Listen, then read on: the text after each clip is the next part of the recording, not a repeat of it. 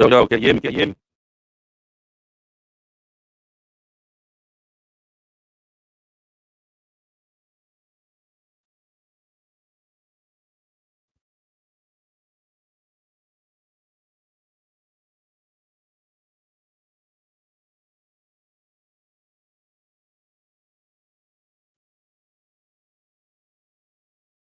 Check 1 2 1 2. Can you hear me?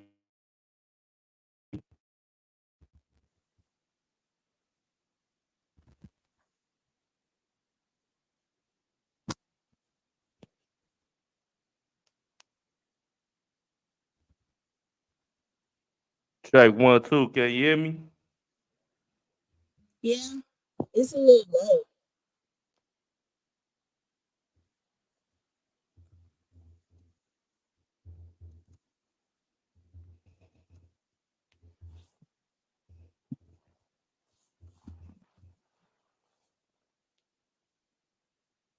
low. Okay, you can hear me. You can hear me.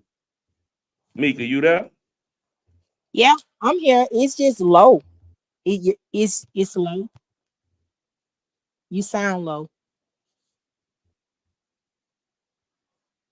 Oh no, we can't hear Mika, but y'all can hear me. That's crazy. Okay, y'all can hear. I see.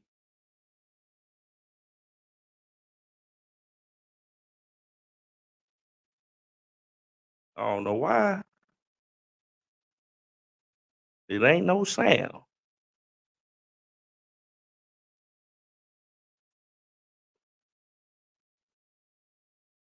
Unmute the mic.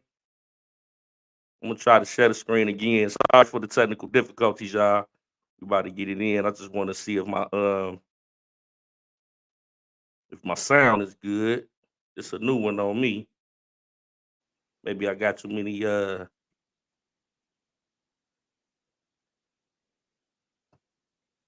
can't hear Mika. That's crazy.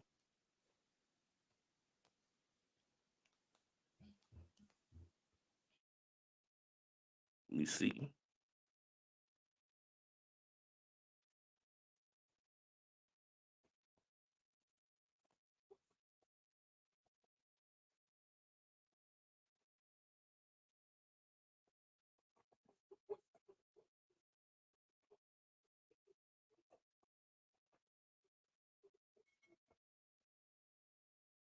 Let me know if y'all can hear the intro, cause Yeah, yeah. It's the voices for the voiceless. Different points of view and different choices. We the voices for the voiceless. We speak. okay. I can't hear anything. That's crazy.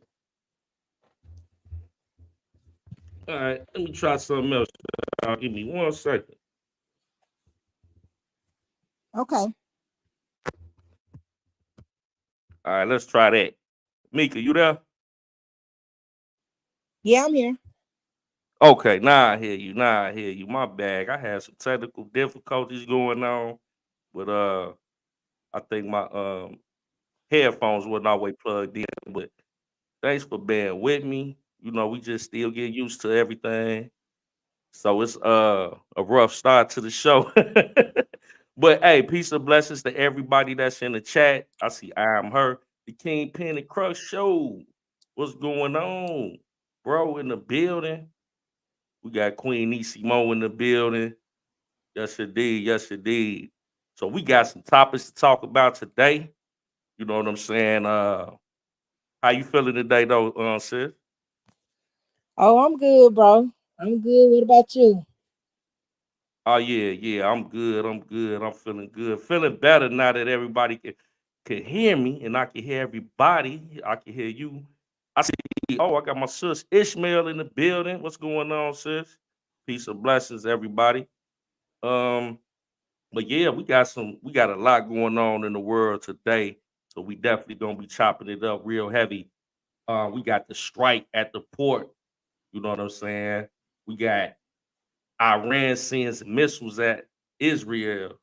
You know, it's been going down. We got the hurricane in the southeast of the country. Um, man, we got a lot to talk about. Mayor Adams, You know what I'm saying? We're gonna get off of the Mayor Adams over there in New York with his charges. And then R. Kelly's daughter and his ex-wife Drea have a new documentary.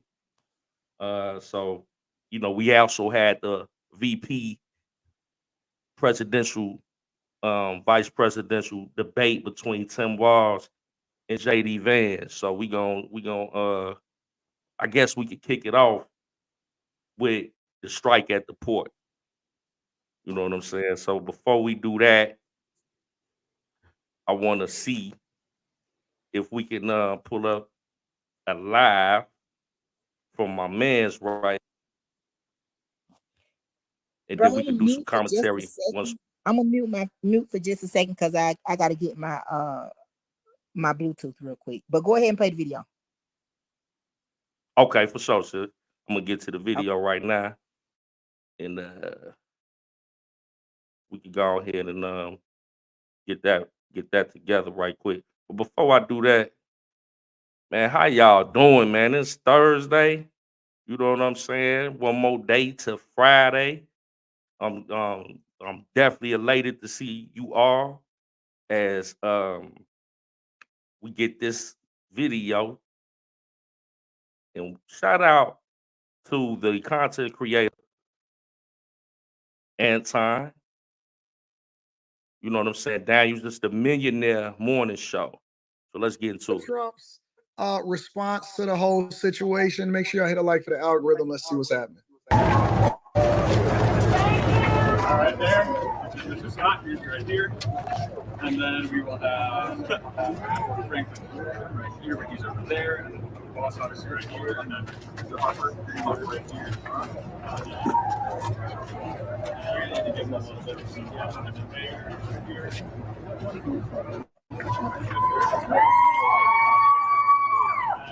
We'll have to just do a little bit of adjusting on top to make sure whoever grab people in. Yeah. Back up.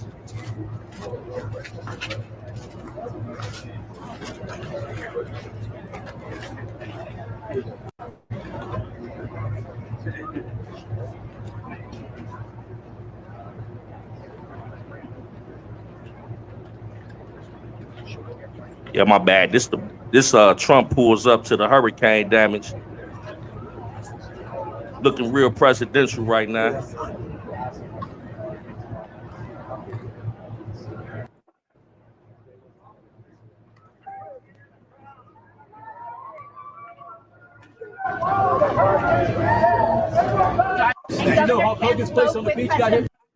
Tyler Harper, we all know. Mike Collins, we all know. Congressman, and Austin Scott, great congressman, two incredible patriots.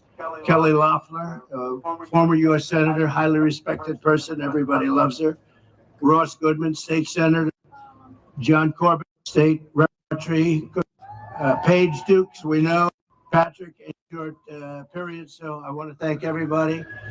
And we came down with truckloads of things, and we're going to have that done by Franklin's incredible organization. They've done such a good job. We've done this before, but we have a lot of truckloads of different items, from oil to water to all sorts of equipment that's going to help them. But we're here today to stand in complete solidarity with the people of Georgia and with all of those suffering in the terrible aftermath of Hurricane Helene. Hurricane Helene turned out to be a big one. So wait a minute. So the Biden administration is completely silent on it. Kamala Harris said that they're going to get out there when they can. And Trump is already on the ground, and he donating his own money, and he putting out supplies, and he's helping the people right there on the ground. Again, let me say this. Let me summarize this, because I know Eric D is bad at this. Eric D feels a certain type of way inside of the chat. Trump is already on the ground with his own money, donating to the cause and having a conversation about how it is that he can help the victims out there on the ground, especially in North Carolina. And he already there. But the very people that's in office right now, because you can't let the person that's not in office outwork you on the ground that's helping the people, regardless of how you want to say it and regardless of how you frame it. How can you let the person that's not even in office appear on the ground and also spend their own resources to help the people before you even get there? You could listen, you can't get mad at him. You got to get mad. How you gonna get mad at him for beating you when you the president and vice president of the United States of America? You got every resource at your disposal. Because y'all show up for Ukraine, you show up for Israel, immediately on the ground for Israel. How you let somebody else show up on the ground in the place that you're supposed to be in with supplies, and you Hold on, let's stop that right there because he got a valid point. You know what I'm saying? Like, how is the president-elect on the ground, boots on the ground, you know, putting up his own money, you know, to help the hurricane victims, but the president and the vice president are nowhere to be found? I mean, that is insane in itself, you know. And then this was actually, as soon as it happened, he was Johnny on the spot, while, you know, Biden somewhere, like Nisimo said, screaming behind a computer, you know what I'm saying, screaming behind the chair, sitting at a computer, eating donuts and drinking coffee. Trump out here making it happen, put up his money, calling his resources, Elon Musk, everybody that he know that can help these people, man. So we praying for the victims of the hurricane, and man, shout out to Trump for being on point with that. You talking about I get there when I can. And this was yesterday. This ain't even a day. This was September 30th. So this was Monday. Y'all said y'all might not even be pulling up till maybe Wednesday if it interrupts one of your campaign rally stops. This was yesterday he was out there. It's about the biggest that anyone's seen. I spoke with all of the relief people, all of the people that do this for a living and do this at least to help. And they said they've never seen one this bad. Valdosta has been ravaged. The town is very, very badly hurting. And many thousands are without power. They're running low on food and fuel. We brought a lot of it down with us. It's going to be distributed now or soon throughout Georgia, as well as North Carolina, South Carolina, Florida, Virginia, Alabama, and Tennessee. That's our big one.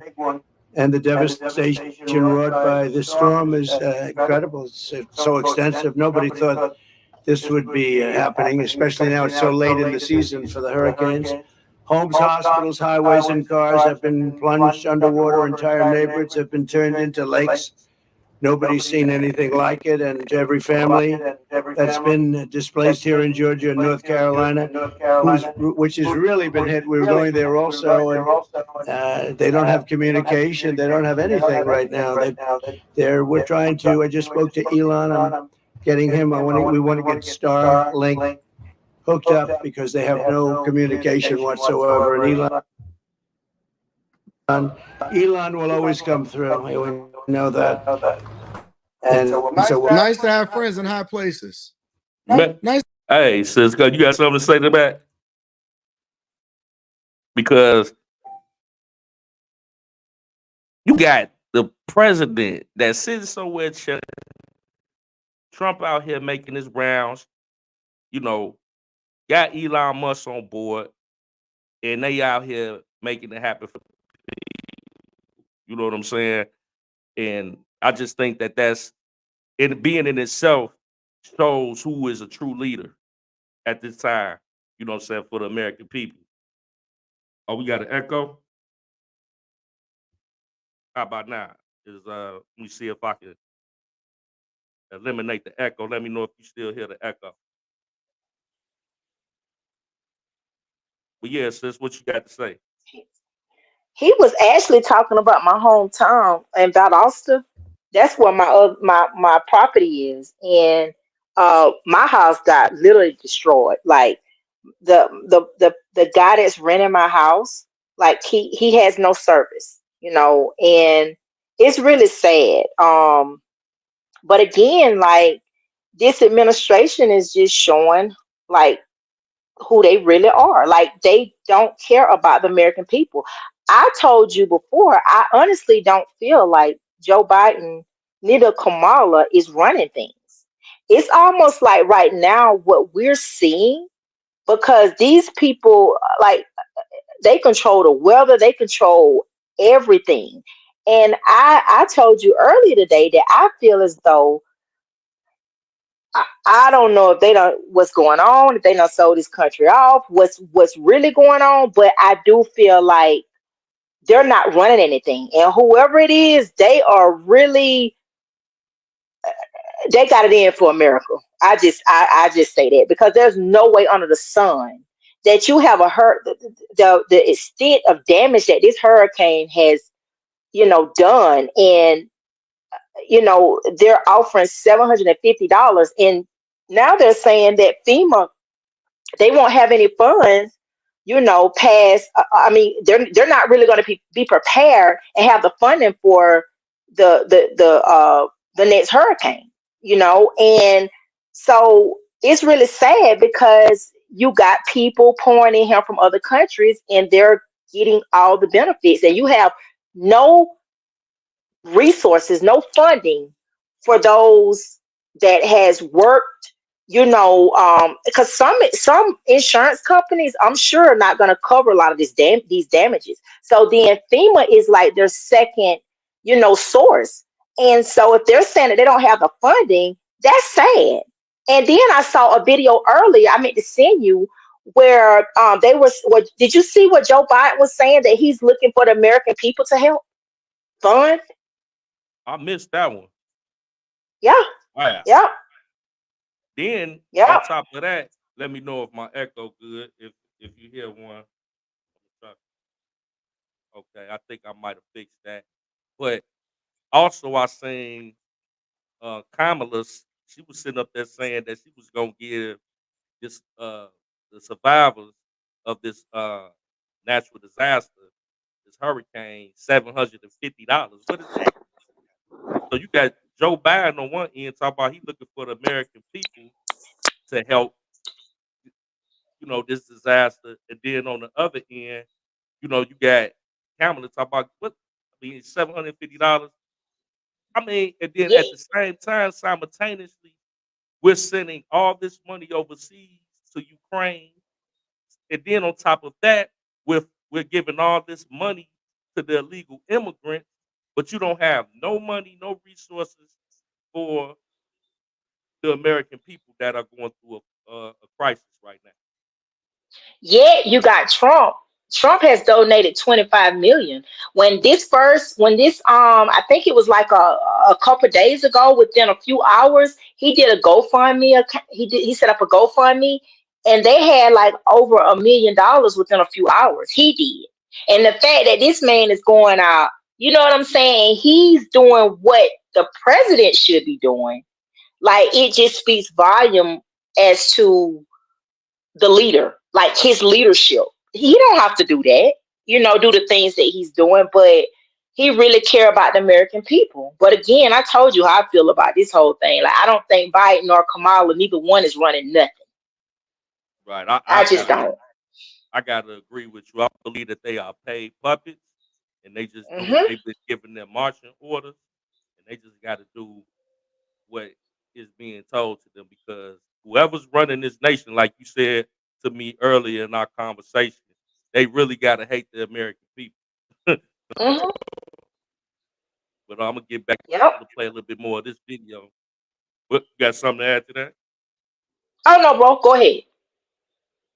Nice to have friends in high places, huh? Working on that, getting them hooked up. They asked me whether or not that would be possible. We're going to try and get the Starlink in there as soon as possible because they have no communication.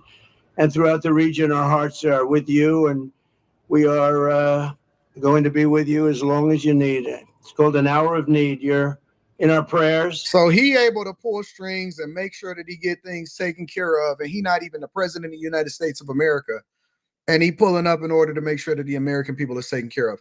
Okay, so is this a bad thing for him, or is this actually it makes the current administration look bad? Just wondering. And we pray to God. Because we'll give hundreds, tens, if not hundreds of billions of dollars to the migrant crisis and to foreign aid and military equipment and military use and actual cash. But the people that's devastated right here, this is how I know that we don't even really care about this country. We don't care about the people in this country. We don't care about this country. We genuinely care more about the people that's outside of the country than the people that's actually here on the ground. We will make sure that they taken care of. Now, if you need something, your business wash away or whatever, we can't find you. We don't know nothing about you. We'll get there when we can. But they will advocate for it. Bipartisan agreement. Get this bill passed. Get these people taken care of. You don't see no federal response the way that it's supposed to be. When we knew that this was going to happen, you knew this hurricane was coming in inland, and you wasn't prepared for it. And throughout the long weeks that lay ahead, you're going to have a lot of work. Yeah, I got to pin that right there because they did know that this was coming ahead of time. And like we were saying earlier, that these people so wicked, I believe that they actually can control the weather to some degree. Mhm. And if you notice, where the storm hit is all red states. So people have to keep in mind, if there's a war or a natural disaster at the time of an election, there won't be an election.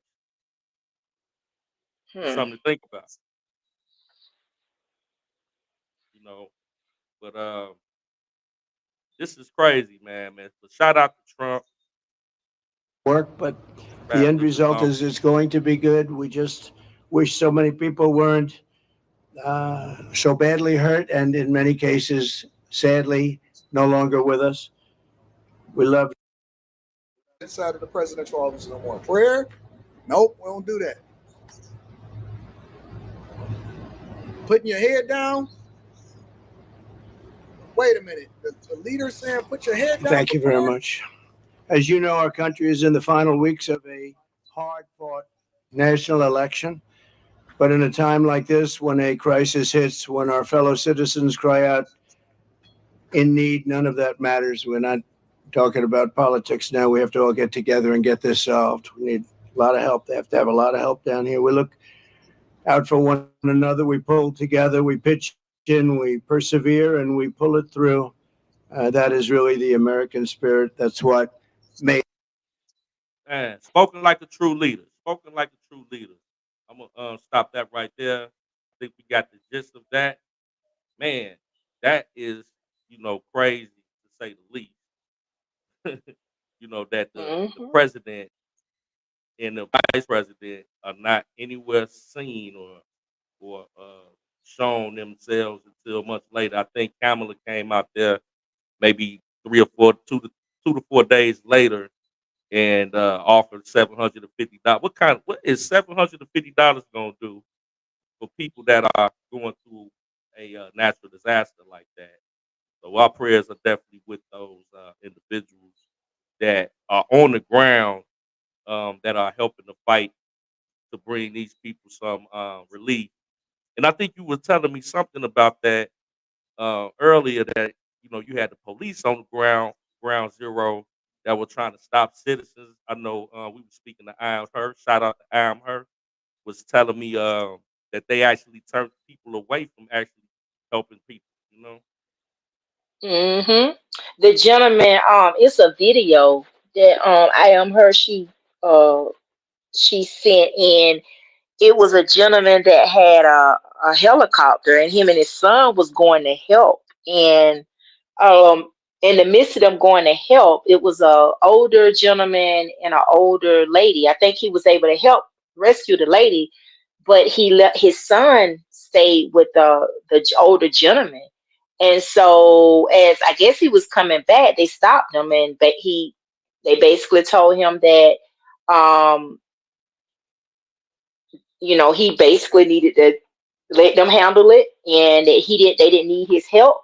and that if he did not turn around, or he assisted, wanted to assist it with the gentleman, um, that they will arrest him. So he was telling them that he had his son over there, and they told him he can get his son, but to leave the man that he was going to assist. So yeah, so it just make you wonder, like, I mean, what's really going on?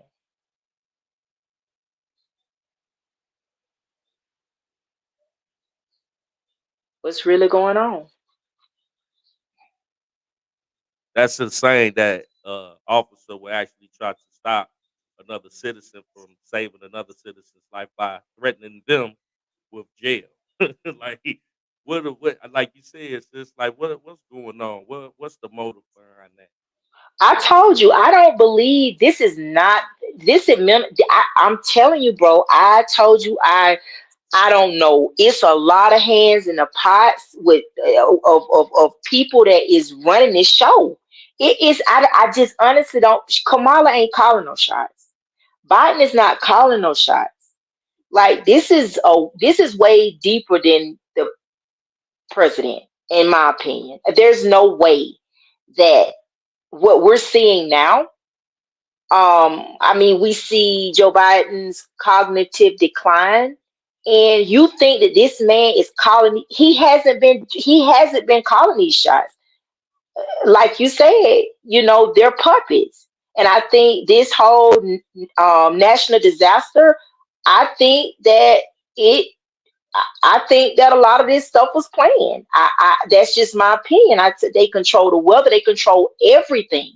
So it's just mighty funny. We almost less than 40 days, shy of the election, and it's this now. So I don't believe that they're running anything. I just don't. Right. And it's scary. It's really scary. It really is. We live in this a very, very interesting, scary time. And one of the other things that I wanted to pivot to was strike at the port. And when we get to it, I got some good news about it as well. But I'm gonna present this so we can chop it up about this also. I got the right one.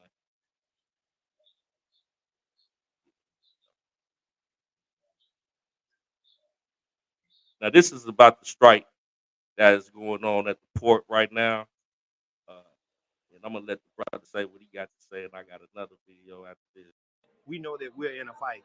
If they want to fight, then a war is what they're gonna get. I've been a longshoreman for over 23 years, and one thing I do know to be true: gas has went up, the cost of living has constantly went up, and throughout these 23 years that I've been on the waterfront, we've only asked for $2, $3, or maybe $5 over the course of the contract.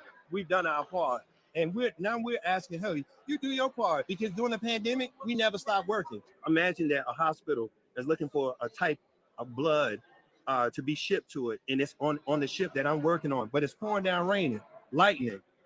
We can't stop working. We got to get that box off so that hospital can continue to drive it and save the people lives that they've been working on. So that's where we're at with it, and we just want to be respected for it. And I think it's high time that we demand that, and we're long overdue. Automation is serious, because when you bring new automation in to take away from our jobs, you don't make means for that person to have a job. They're pushed over to the side, and they can't. I want to pause that right there because this is very serious. A lot of people don't know that on the port, from Texas all the way up to Maine, have been closed due to a strike because the workers felt like they didn't have any job security. It's a very dangerous position to be out there on that water, on those cranes with those containers coming from way overseas, and they just want to be compensated for their work. And the government was denying them certain, financial security, certain benefits, and they went on a strike. Now, how that affects our economy, we already dealing with astronomical inflation, but this directly affects the trucking industry and certain goods and services that we enjoy every day in this country. We wouldn't have access to if when these workers went on strike. Strike happened October 1st, which I believe was this past Monday. And so this is one of the workers that was kind of, you know what I'm saying, explaining his position on that. And I'm gonna let him finish out right quick. And they can't do their job that they've been accustomed to doing. What we're asking is allow our people to continue to work in this industry without going to get an extra job to make ends meet. Allow us to take care of our families like we've been doing with the wages that we currently have in place. Continue that trend. That's all we're asking for. And if we have to sit out 2 days, 2 weeks, 2 months, we're prepared to do that. If they want to fight, then a war is what they're going to get. I've been in longshoreman for over 23 years. And one thing I definitely wanted to get people to get a glimpse of, you know, what they've been dealing with, you know, with that. Now, what I want to do is go to like one of the union workers. I mean, one of the bosses, if not the main boss, that is, you know, basically going to explain what was going on with that. So, 1 second, let me cue that. Appreciate everybody and their patience.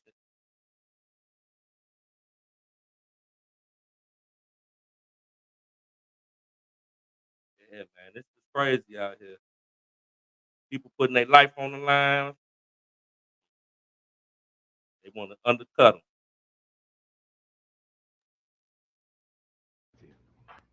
These people today don't know what a strike is. Right. When my men hit the streets from Maine to Texas, every single port a lockdown. You know what's going to happen? I'll tell you. First week, be all over the news every night, boom, boom. Second week, guys who sell cars can't sell cars because the cars ain't coming in off the ships. They get laid off. Third week, malls start closing down. They can't get the goods from China. They can't sell clothes. They can't do this. Everything in the United States comes on a ship. They go out of business.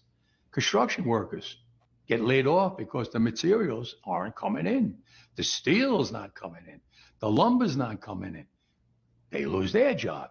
Everybody's hating the longshoremen now because now they realize how important our jobs are. Now I have the president screaming at me, I'm putting a Taft-Hartley on you. Go ahead. Taft-Hartley means I have to go back to work for 90 days. That's a cooling off period. Do you think when I go back for 90 days, those men are going to go to work on that pier? It's going to cost the company's money to pay their salaries. Well, they went from 30 moves an hour maybe to 8. They're going to be like this. Who's going to win here in the long run? You're better off sitting down and let's get a contract and let's move on with this world. In today's world. Wow. He basically laid it out how it affects us every day as Americans if that strike were to continue. What are your thoughts, sis? I mean, I sometimes I mean, like the gentleman, the other gentleman said, like sometimes you do even though it wouldn't be good for the citizens, like people, us in general, but sometimes you really have to do what you have to do to just kind of demand the respect and just like he say, they have to feed their families and different things, and their jobs are, they have a very dangerous job. And if you feel like as a worker you're not being valued or appreciated, I mean, I mean, you can't much blame them. So You stood on business. They stood on business and got it situated. That's one thing that I want to give y'all some good news on that. It's a temporary uh, resolve to the strike. So, because if that had went on for like 2 weeks, we would really start to feel the effects of it, due to certain items. I mean, we get everything from food to cars to whatever you name that comes from overseas. That in this current economy that I mean, we talking about everybody running out trying to buy toilet tissue and napkins and all that type of stuff, stocking up on water bottles, just like when it was COVID out here. So it would have been that type of deal. So they had to compensate those union workers. And once again, that land that's on the shore stretches from Texas all the way up to Maine, past New York. That whole eastern coast was shut down for the last couple days, and they were saying that the that would have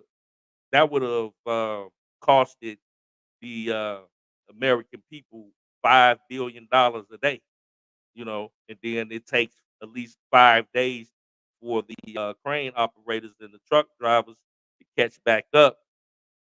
Every day would cost 5 days worth of work just to catch back up. That's how much product comes from overseas. That's why it's important to do what Donald Trump is suggesting, that we make everything as much as possible here in America, so we won't have to rely on anybody that's another country on the other side of the ocean. If we're able to manufacture all of our goods and services here right on American soil, then we don't have to outsource. So whenever they want to catch an attitude or it's some type of disrupt with foreign exchange, we don't have to worry about that. That's why he talk whenever every time we talk about some drill, baby drill, we get our own. We got enough oil right here on this soil to sustain us. We don't have to outsource as much. So I'm with that, and it creates more job security for the citizens here. Yeah, Queen Nisimo says they knew it wouldn't be good for them Democrats. Yeah, them Democrats. Yeah, they needed to do that. If that would have been a bad look on this administration if they would have let that ride out. But at first, you know what I'm saying? Joe Biden was like curving them, like, man, nah, I ain't got nothing to say. The union reps didn't want to talk to the union workers, and then they had to stand on business to get what they wanted. So salute to all the union workers. They were asking for a 77% raise. They went extra high. That's fairly high, but they settled at 62% raise. So they got some money coming for the short term of their contract, what I think is a few months, and then they got to renegotiate the terms of the contract. But yeah, hey sis, that was good that they got what they was looking for out of that for the most part. Hopefully, by that time, man, we'll have a change in administrations and we won't have these issues. Yep, I agree. Yeah, absolutely. So, do want to pivot a little bit. You know what I'm saying? We got also that happened. So we start with all the heavy stuff early. World War III, is amongst us.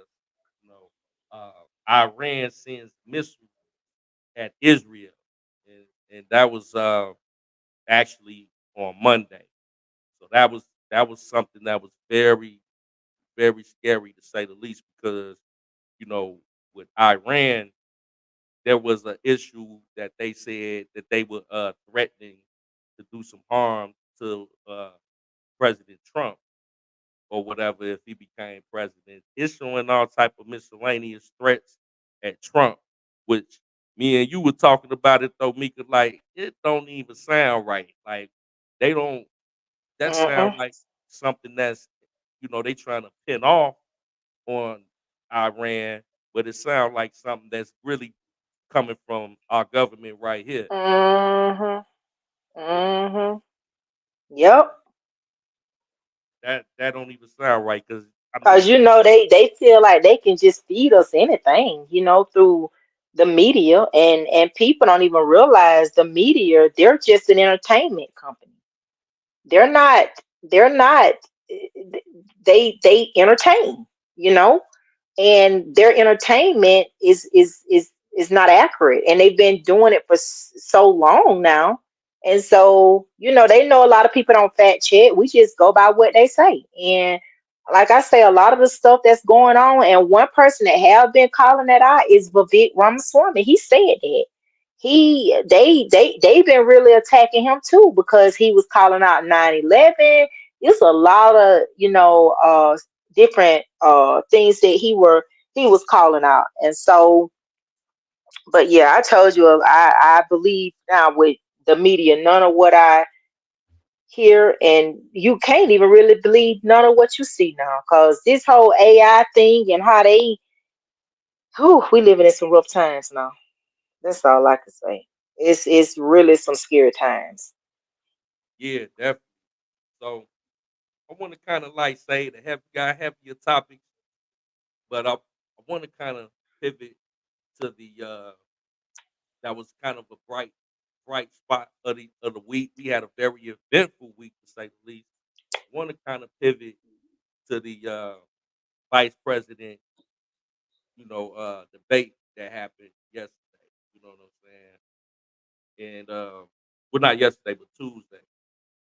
Before I cue it up, man, from my vantage point, my takeaways from it, watching it, the beginning of it.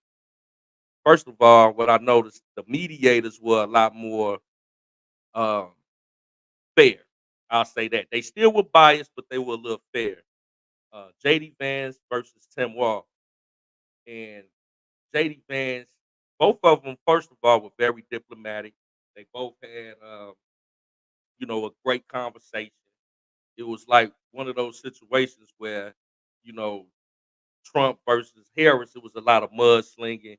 This one was they were more, diplomatic to each other, and we actually got to hear a great conversation, a great debate, even though the mediators did show a little biasness and tried to fact check JD Vance a little bit more than they did Tim Walz. But yeah, I want to go ahead and share that because I got a little footage. Shout out to Fox News, you know, um, and I want to get the five reaction, and then we can come back and chop it up.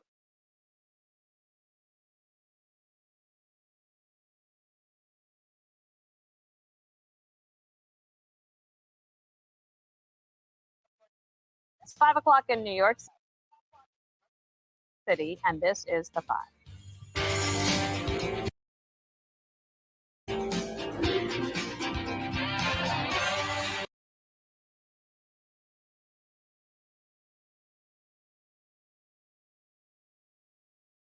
So the Democrats' assistant coach fumbling the ball at the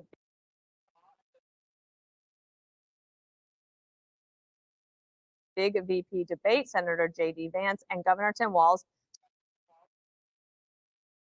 striking a more civil tone as they tangled over the big issues facing the country. And it turns out shielding your candidate from media scrutiny is just not the best strategy.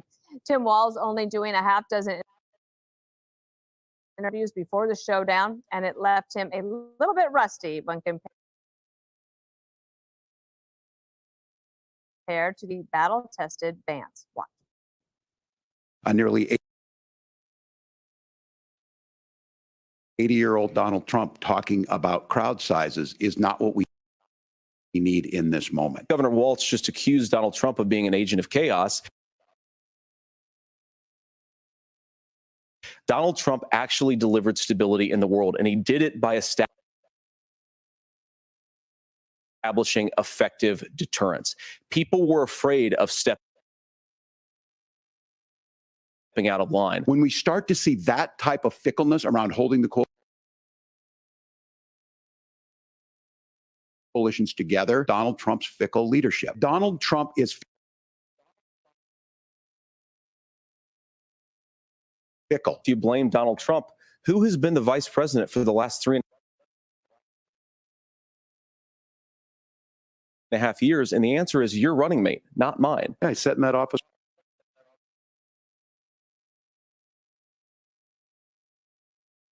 with those Sandy Hook parents. I've become friends with school shooters. You can't yell fire in a crowded theater. That's the test. That's the Supreme Court test. Tim, fire in a crowded theater. You guys wanted to kick people off of Facebook for saying that toddlers shouldn't Senator, wear the governor masks. Walz has faced credibility issues from stolen valor claim to embellishing his military record. And last night, he stumbled over whether he was in Hong Kong during the Tiananmen Square protest, despite many outlets reporting that he wasn't. Your hard work needs to be respected. That's why I'm forcing corporations to lower the cost of prescriptions and fighting for better jobs with higher wages, getting our police officers the funding they need, and our veterans the care they deserve. Let them come after me. I'm fighting for you. All right, so listen up. State Farm was trying to charge me $197 for car insurance. Oh, thank you. I got a friend who told me about this website. Sorry about that, y'all. And Can you explain that discrepancy? My community knows who I am. They saw where I was at. Look, I will be the first to tell you, I have poured my heart into my community. I've tried to do the best I can, but I've not been perfect. And I'm a knucklehead at times.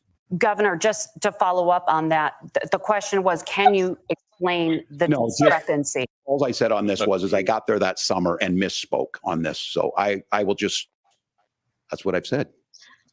So you I lied. was in Hong Kong and China during the democracy protests. Governor Walz had an end.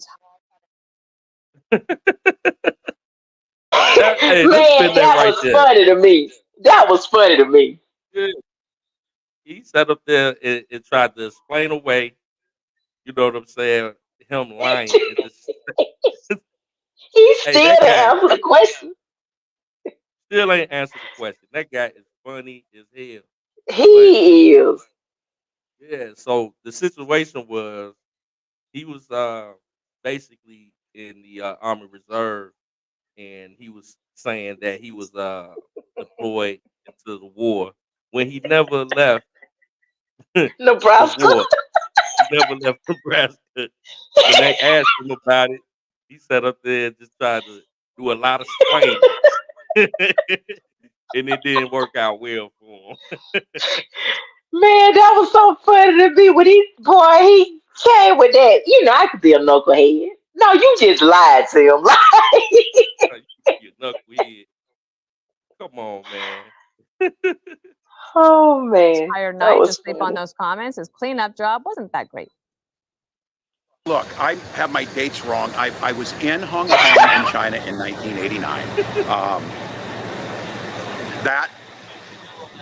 That move from Hong Kong into China, it was profound for me. That was the summer of democracy.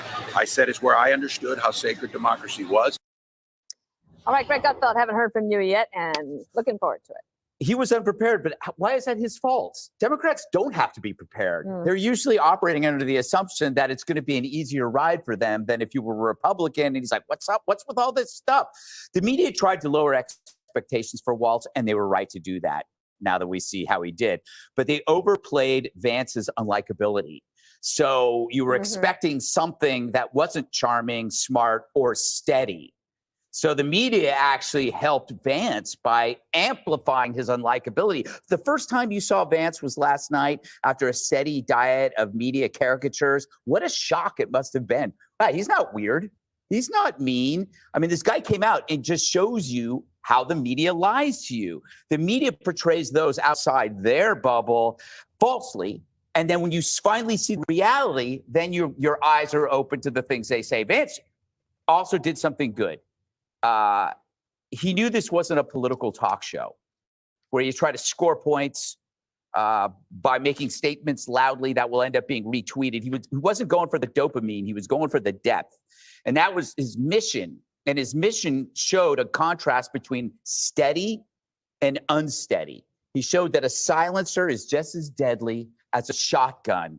I think what is really cowardly, though, is the mistake Democrats made by not choosing Shapiro. Mm-hmm. You know, they might lose Pennsylvania. They definitely lost that debate because they wanted a guy who wasn't a Jew. You know, and now you got a non-Jew who's frantic, nervous, chaotic, liar. I think this was a real slap in the face to the Harris campaign. No offense to her husband. Judge, I want to get to you after you watch this. This is the liberal media who was forced to praise J.D. Vance. Call for number 4.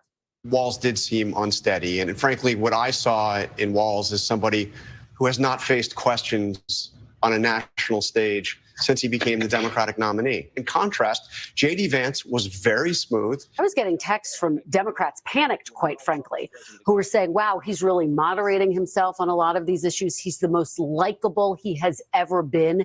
He seemed at many moments to be reasonable. Walz did not seem prepared for it. I mean, a lot about this debate tonight was weird. There were uncomfortable, cringy moments. There were so many niceties on that debate stage tonight.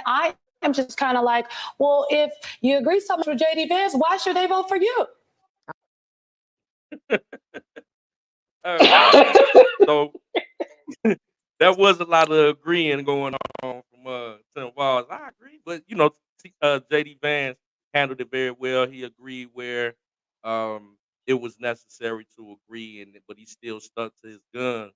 So he looks at very much more presidential, and people had this narrative painted about J.D. Vance since he's Trump's running mate, that he was combative and disagreeable. Just had him like he was just a distasteful person. But what J.D. Vance was successful at was showing that he was very relatable. He had, you know, great talking points, and he stuck to the fact that, hey, you guys are in office right now. So if there's any problems that we got that need to be addressed, you guys can. Your girl can handle it right now. She's the vice president, and you know. So what are we talking about? That's the same thing that Trump was saying in his debate. So you know. But you had Joe Biden say that when he went on The View. He threw her under the bus so good. He said, you know, other words, she could do just as much as he could do. He said he delegated her like her job, like she can do more than what she's saying that she can do. I don't think she just ever got them done. So she can't keep spinning that narrative because the president went on The View and he said that she can do just as much as he can do as the VP. Yeah. I think that debate though, it was very civil. Like they both like that's the type of debate that we used to see. You know, it's now the country is so like emotional, and people are just fed up, and it's just like so much going on until, you know, I think with Trump and when he did the debate with Kamala, you know, he was really, and a lot of people was like, he missed a lot of things that he could have done. And I can somewhat agree, but this man been up under so much scrutiny until I just feel like that was kind of his moment. But then, you know, she kept attacking him. But I noticed with this debate, it was really no attacking. They were very civil with one another. And again, J.D. Vance is a whole lot younger than Tim Walz. So that's why I say Trump, he got a heck of a darn cabinet, you know, different one, because Vivek, Tulsi Gabbard, J.D. Vance, Byron Donalds, what's his name? Larry Elder. He's not young, but I'm just saying, like, he's got a pretty good, you know, administration. And I think that for the most part, like, he couldn't get over with J.D. Vance, because J.D. Vance is a very smart young man. He articulates himself very well, because I told you he's an attorney. He's well, you know, he's well rounded. So I think he was the perfect pick for Trump. And I think Tim did the best that he could, but when he got called out on them lies, like, come on now, Tim. Because one thing about JD, he did, when they was asking him the question about like what he said and compare, with Trump, the things that he said about Trump in the past, and he was like, yeah, he stood on it and was like, I did, but he corrected it as well, and say he was listening to a lot of what the media was saying. He kind of threw them under the bus, and I'm glad he kind of called that out. But Tim, like he poor fella, he stumbled, but I think overall he did okay. He just got up there and lied and got called. That was just funny to me because he was stumbling. I could be a knucklehead. I'm like, Tim, now being a knucklehead and lying is two different things. And he still couldn't answer the question. But I mean, overall, I think it was pretty simple. And I think for Trump, the people that did think that have this whole or just on the fence, like the people, a lot of people that's independent and they don't know. I think that kind of made them or that don't really like Trump. I think that kind of they saw a side of JD Vance and how he articulated himself and how he basically spoke on his life. Like Kamala ain't the only one that claimed, she come from a, poverty and all this. No, JD came from poverty. If you look at he got a documentary. His movie on Netflix. Like this dude, he had a rough life, and so he's very relatable to, people that have had a rough life. And so I think that for the most part with him just kind of giving people, the world, allowing them to come into his life and how he came from nothing to something. I think that he kind of, the ones that were not so, on the fence, I think that might help gain Trump some more supporters from that debate. Yeah, absolutely. And one thing about Trump, it was a win for him in the end because, choosing JD Vance, a lot of people were like, what did he choose him for? And this debate really spoke to why he chose JD Vance, for people that did not understand why he did. And that shows great decision making on Trump's behalf to choose him when he had so many other options. I mean, you got, like you said, Vivek, you got Byron Daniels, you got a lot of young gunners coming from the Republican Party right now that could have very well been on that ticket, but he strategically chose JD Vance, and that debate showed why. So shout out to them for I think it was Trump's team that also gave him that idea to run with Vance.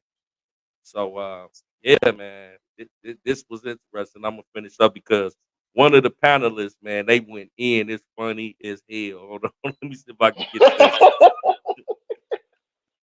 All right, Judge, take it away. Well, I got to tell you, I mean, Here it's you go. clear that even they understood that JD Vance was solid. He was friendly. He was polite. He was disciplined. And he was the kind of guy that for the first time, and by the way, 88% of the American people said that this was a debate that was civil and that they enjoyed. I mean, that's a wonderful thing. And that's because of JD Vance. When they tried to cut him off, and we'll talk about that later, or when Waltz lied, he was polite. This is a guy who's going to reach across the aisle. This is a guy who will make not only a great vice president, but a great president one day. And I don't want to get into a lot of the small stuff, but I got to tell you, I was exhausted watching Waltz. I mean, it was like this, that, eyes punched out, turn around, right down. It was almost like he was waiting for the feds to come in and arrest him or something. I was like exhausted. But JD Vance, he's so Didn't see the picture of his ass bugged out. I did. And one point in time, that was funny to me. You gotta try to make that bigger, man. Hold on, we gotta make that bigger, man. Look at his eyes.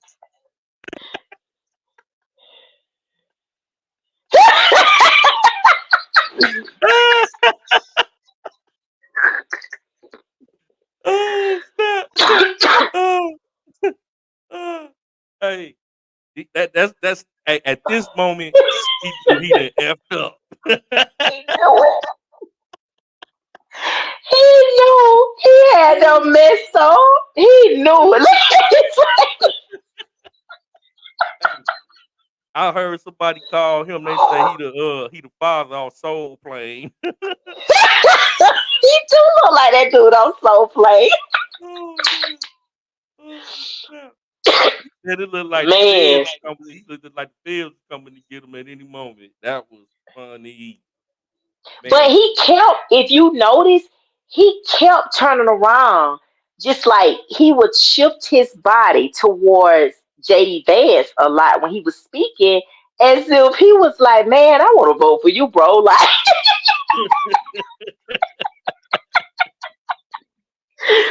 oh man, yeah. that was yeah. That old Tim, man, that was yeah, But see, that was funny to me. JD Vance was well prepared, and the reason why is because Trump and Vance, they are not, a stranger to going into the lion's den. They've been taking the hard interviews. They've been used to the controversy. They've been used to the mudslinging, and they put themselves in in uncompromising positions just to Mm-hmm. so they're battle tested when it comes to a debate, as with the Democratic Party with Kamala and Walsh. They've been kind of secluded, so they haven't been getting the proper practice for this type of arena to speak to the American people on this type of stage. So you know that was the difference. You look at Vance, he looks comfortable, and then you look at Walsh, he looks. Oh, snap. Oh man, this Old is ass funny. Jack Triple Face. But you got to keep in mind too, Vance isn't a he went to law school, so he's built for that. You know what I'm saying? Like he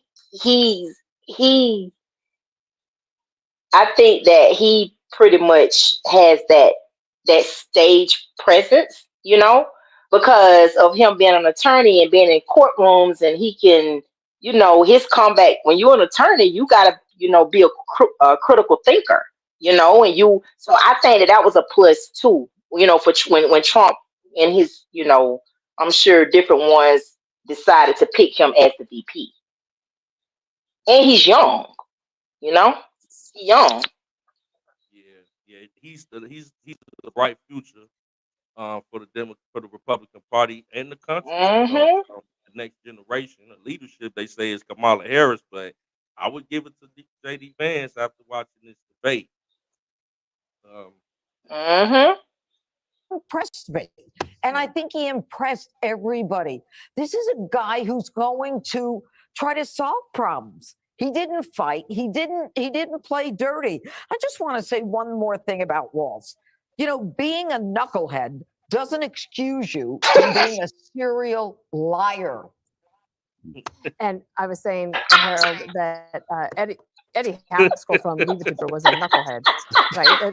But lying about things that are pretty basic, and then not having the ability to land an answer at your most important moment showed, I think, why the Democrats were nervous last night. How do you feel today?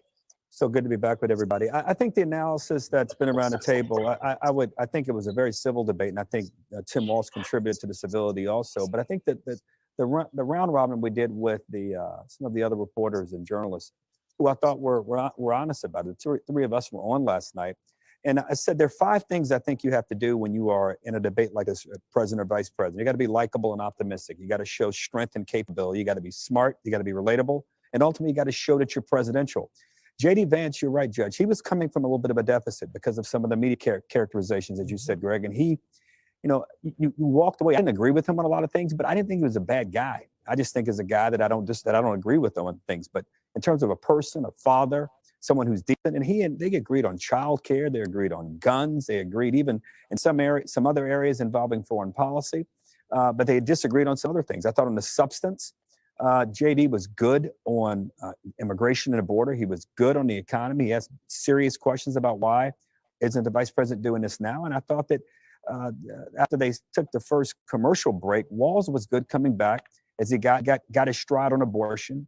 He talked about health care, and if we undo the Affordable Care, what happens? I thought JD didn't have, that was the only time his substantive answers, they weren't as smooth as some of the others. And finally, I think the question he asked about, will you accept the outcome of the election? Do you believe that President Trump does? And he didn't answer that.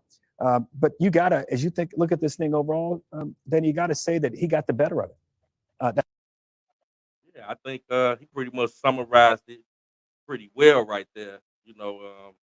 That was it was just more of a situation where someone was much more prepared, and they gave more sharper answers, and I think the Democrats were much more disappointed.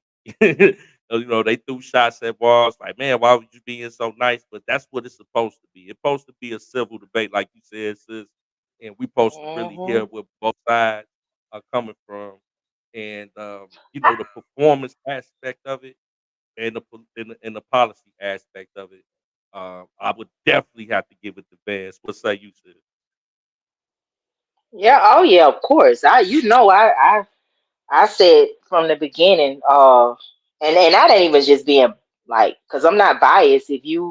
I feel like if he did a better job, if Waltz did a better job than Vance on his talking points and strategizing, I would have said, but hands down, because JD didn't lie. Like, to me, with the American people, like, if you're looking at that and you already been, you claimed you misspoke, but it was a lie until people fact checked and did a research and called you out. And the people he was in the military with started going on these news stations saying he lying.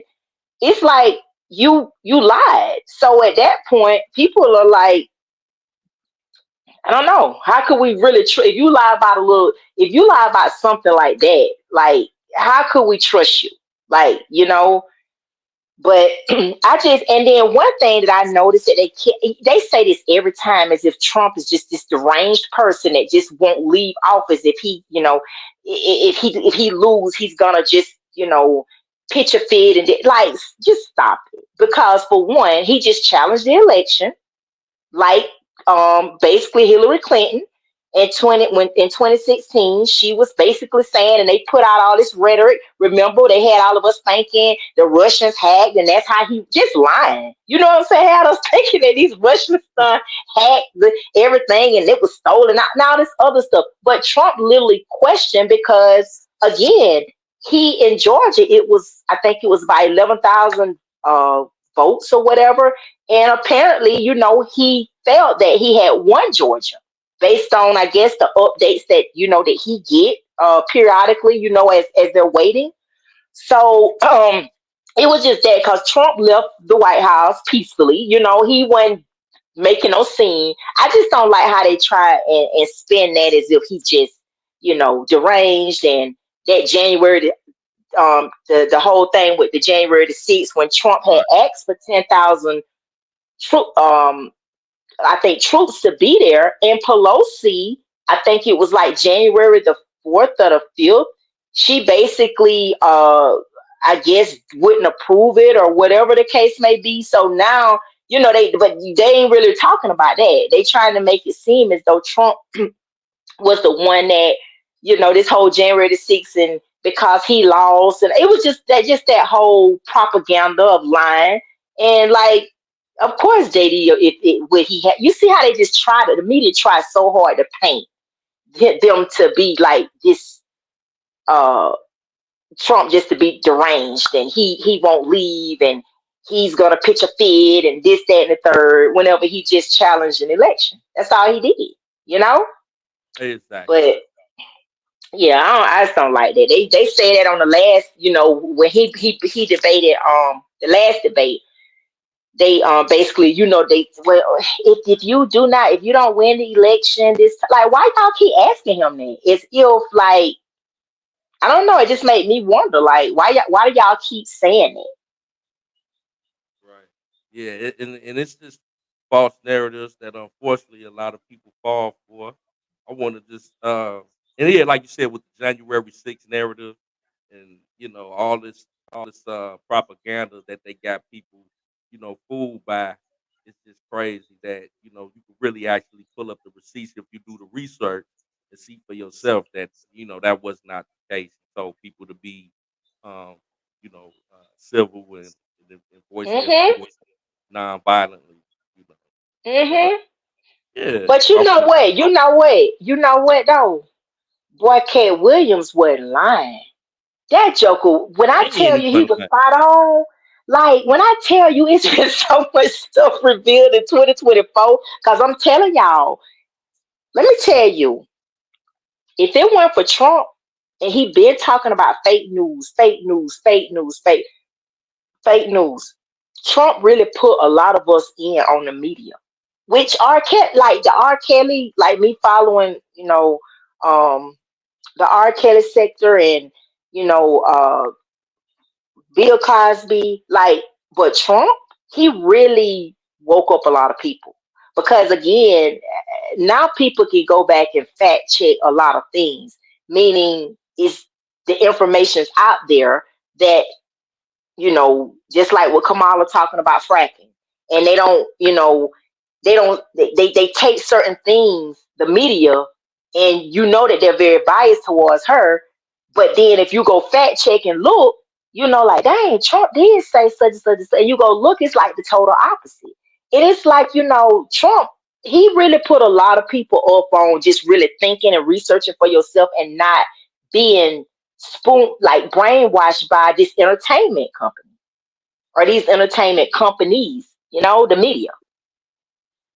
Yep, exactly. And like And Cat called it out though. He called it out. He said it's gonna be a lot, and I'm telling you, it's a lot have been exposed within politicians and people that look like us that's in certain positions, and they going after us. You know what I'm saying? And they putting them in positions to go after us, gatekeepers, and like I'm telling you, I'm like, wow, it's a lot of exposure in 2024, and he wasn't lying about that. yeah, 2024 is the year of exposure. He said that with Club Shay Shay at the top of the year, and he was not lying. And with that, I do want to just sum it up with some of the major points that JD Vance had in the debate. Who has been the vice president for the last 3.5 years? And the answer is your running mate, not mine. If Kamala Harris has such great plans for how to address middle class problems, then she ought to do them now. Not when asking for a promotion, but in the job the American people gave her 3.5 years ago. And the fact that she isn't tells you a lot about how much you can trust her actual plans. For 3 years, Kamala Harris went out bragging that she was going to undo Donald Trump's border policy. She did exactly that. We had a record number of illegal crossings. We had a record number of fentanyl coming into our country. I said that she enabled the Mexican drug cartels to operate freely in this country. And we know that they use children as drug mules, and it is a disgrace. And it has to stop. I don't want people who are struggling with addiction to be deprived of their second chance because Kamala Harris let in fentanyl into our communities at record levels. When did Iran and Hamas and their proxies attack Israel? It was during the administration of Kamala Harris. But effective, smart diplomacy and peace through strength is how you bring stability back to a very broken world. Man, sis, he was over there cooking. He sure was. I tell you, Over there cooking. Trump has already done it once Yep. before. I know what it's like to not be able to afford the things that you need to afford. We can do so much better. To all of you watching, we can get back to an America that's affordable again. We just got to get back to common sense economic principles. Donald Trump's economic plan is not just a plan, but it's also a record. Honestly, Tim, I think you got a tough job here because you've got to play whack-a-mole. You've got to pretend that Donald Trump didn't deliver rising take-home pay, which of course he did. You've got to pretend that Donald Trump didn't deliver lower inflation, which of course he did. And then you simultaneously got to defend Kamala Harris's atrocious economic record, which has made gas, groceries, and housing unaffordable for American citizens. The heart of the Donald Trump economic plan: cut taxes for American workers and American families, cut taxes for businesses that are hiring and building companies in the United States of America, but penalize companies and countries that are shipping jobs overseas. We have the greatest country, the most beautiful country, the most incredible people anywhere in the world. but they're not going to be able to achieve their full dreams with the broken leadership that we have in Washington. Who has been Man, I'm just saying, that pretty much sums up, a lot of his great talking points.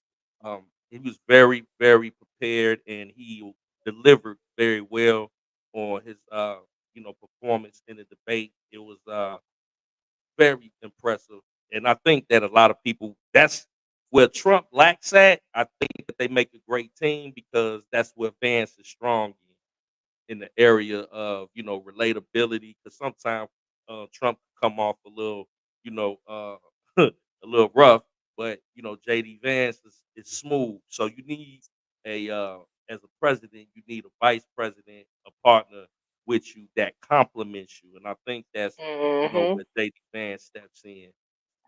But you got to think too, Trump from New York, and a lot of them New Yorkers are just like that. You know, like his delivery. He's from Queens, and I think that he still got that in him.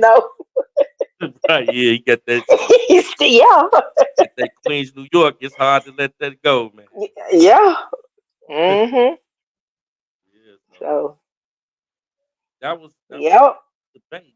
I want to pivot a little bit because we had some other topics. You know, uh, to the credit of New York, since we own New York, uh, Mayor Adams, out of New York, just to bring it back to a more serious topic, has been charged uh, with bribery and other charges.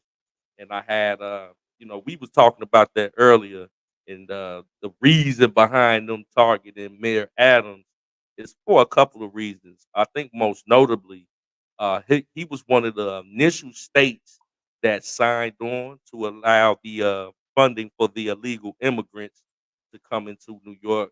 Um, in I think it was Chicago, uh, California, and Colorado initially for the Venezuelan immigrants. So that was hundreds of millions, close to billions, if not billions, of dollars that rested on the backs of the taxpaying American citizens by doing so. So I think that he realized once they start sending so many, uh, you know, across the border into New York City, he had started being vocal about it the last couple of years.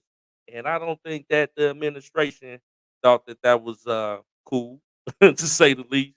And he became a target of the judicial Hmm. system. Now he's facing charges. I got charges queued up. A young lady, shout out to Am Hirsch, she gave me a nice video that illustrated his charges. So I could present that and just get an overview of why the mayor, what kind of charges he's facing.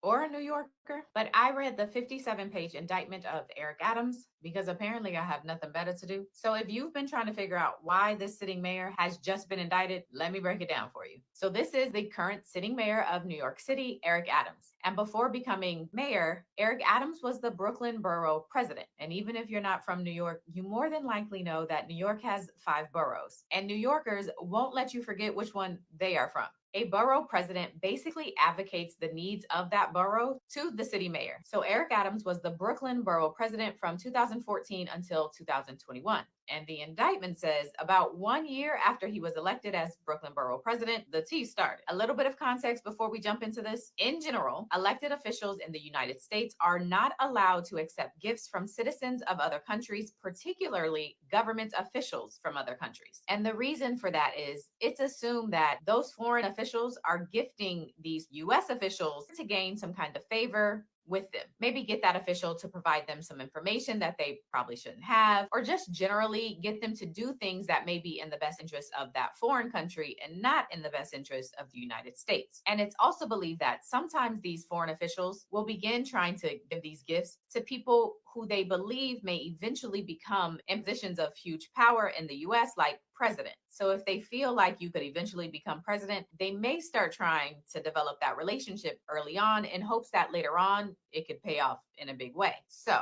the docs allege that in 2015, when Eric Adams was Brooklyn Borough president, he took 2 official trips to Turkey and he reported those, disclosed those, did what he was supposed to do. And while he was there, he's introduced and connected to a Turkish official, a promoter, some business folks, and he was eventually introduced to the general manager for Turkish Airlines. But after those first 2 trips, the docs allege that Eric Adams and his staff used those introductions and connections to basically ask for free or heavily discounted flights. And we're talking about business class tickets, not coach. The docs give one example of an October 2016 trip when Eric Adams and his partner took a trip to India. Adams' partner purchased 2 economy class tickets to India, and then 2 days before the flight, those economy class tickets were upgraded to business class at no additional cost. And then there's another example in the docs from July and August of 2017 when Eric Adams, a relative of his, and some of his staffers traveled to France, Turkey, Sri Lanka, and China on free business class tickets that should have cost around $35,000.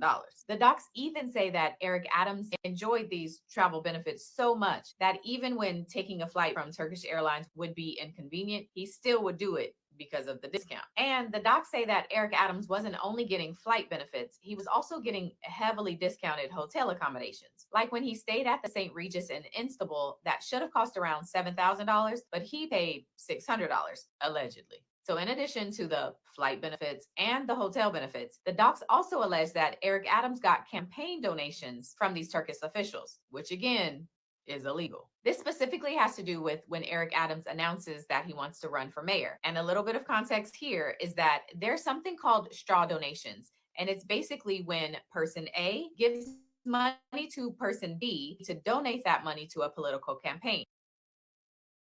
Pause that right there. And shout out to Kingpin in the chat. He got a great point. He got the keys to the city from this man.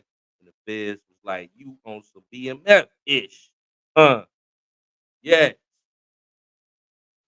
That man definitely gave the keys to the city to Diddy. And we all know what Diddy's going through. So on the other end of it, we got he spoke out against the immigration thing. And he's also cool with Diddy. And he's also a Trump supporter. So we start to see this trend, right, Sid? Mm-hmm. We start to see this trend because, Trump's going through his legal battles and not as mayor, and dude's a Trump supporter. We see Diddy over there. It's a lot of different moving parts. And I'm not saying that the allegations are true or they're false. What I'm trying to illustrate to y'all is the pattern of behavior, especially coming out of New York with these federal charges. Now, he has what? Bribery, fraud. He's receiving gifts from Turkey to fly at a very discounted rate and go on lavish trips and things. I think all politicians engage in this type of activity. They accept gifts. Now they're saying that it's illegal to do so. Man, I'm just curious to know the timing of it. And he gave that man the key to the city. He's also a Trump supporter. It's starting to look like that man's being targeted. Just from my standpoint, allegedly. Yeah, because you got to ask yourself, why now? I'm so sick of this. Like, this was back in when? 2016? 2016. And now, here we is in 2024. And you telling me you going back by some doggone discounts this man got on a flight from flights and discounts that he got from hotel. Like, who? I'm just saying. Like, it's like, why now? Anytime you go against the grain, and that is because I told you when he went on the Breakfast Club and he basically was saying he wasn't in really agreement how they dumping them illegals off and just the backlash he's been getting. He was really, you know what I'm saying? Like, I think in a sense speaking too much a little bit and being truthful. And shortly after that, Here come this. Now, we almost 10 years later, you talking about something that happened back in 26, but yet and still this man kept getting elected. Typically they go through they go through things like that with like a fine tooth comb. So all of a sudden, like, that's why I tell you the truth. I don't care if he did it or not. That's been 10 years ago. And y'all ain't saying nothing about this man getting the little few fundings he was getting and all this other stuff and the discounts and I don't want to hear it now. But that's just how dirty they is. Absolutely, sis. I couldn't agree with you anymore. That that definitely reeks of weaponizing the judicial system when they want to. Because if you got to go back that far, which is almost a decade ago, it's reeks of you didn't really have much to put on this man besides y'all was sitting up there buying, getting lavish trips, and we're gonna try to tie that to you getting some type of extra assistance. Sorry, outside of the U.S. from a different nation, Turkey to be exact. So it's just crazy, praying for the brother. He said like he's not backing down. He said he's ready to fight these charges, but it ain't looking good, man. It ain't looking good. But my thing is, you coming after him, right? With these donations, but yet it's still Fonnie Willis paid her boyfriend $750,000, and they went on lavish and trips and all this other stuff. They kept that on the route, and I mean, she ain't really got no charges brought on her yet, and I don't think she will. But I'm just saying, like, it's like you want to go after this man, and it's been 10, almost 10 years for the same exact thing that you got Fonnie Willis doing. But again, she's doing your dirty work. She's going after Trump, the RICO. You got the YSL case. The two big that YSL case. That's the biggest RICO. They saying it's gonna be a whole nother year. We're close to a year. I just don't know if this judge gonna go that. If it's gonna be a mistrial pretty soon with that. But my point is, this is all big, and y'all sweep that under the rug with Fonnie, and this with the mayor in New York.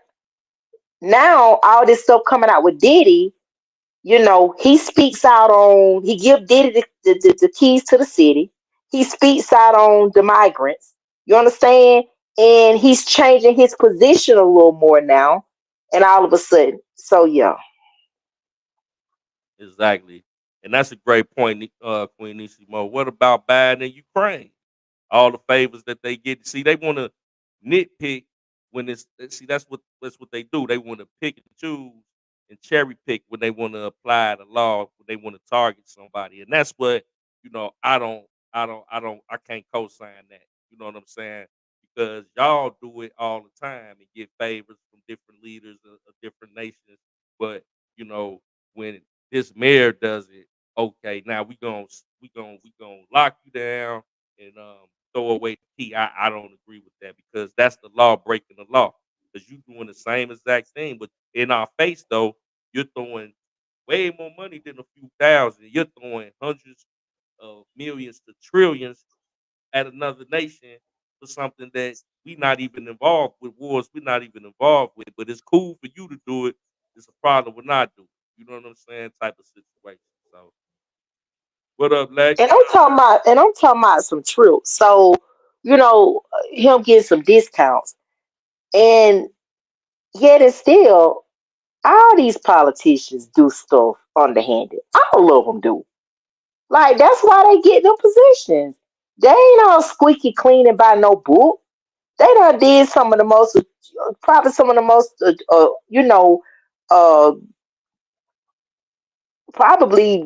the worst things that you could possibly think of compared to what this man done did. But again, he's a black man. Okay, and I said this. The whole thing with Diddy, you know, he's speaking out. Yeah, he's a target at this right now. So I just it's just every day. Nothing surprises me with the government. Nothing at all surprises me at all. Cause we see everything unfolding and it's just the truth, you know?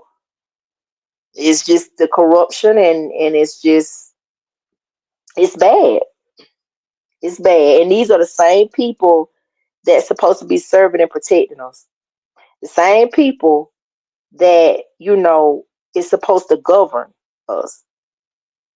And they're more corrupt. And you got people that's in prison and jails in prison for things that minor things.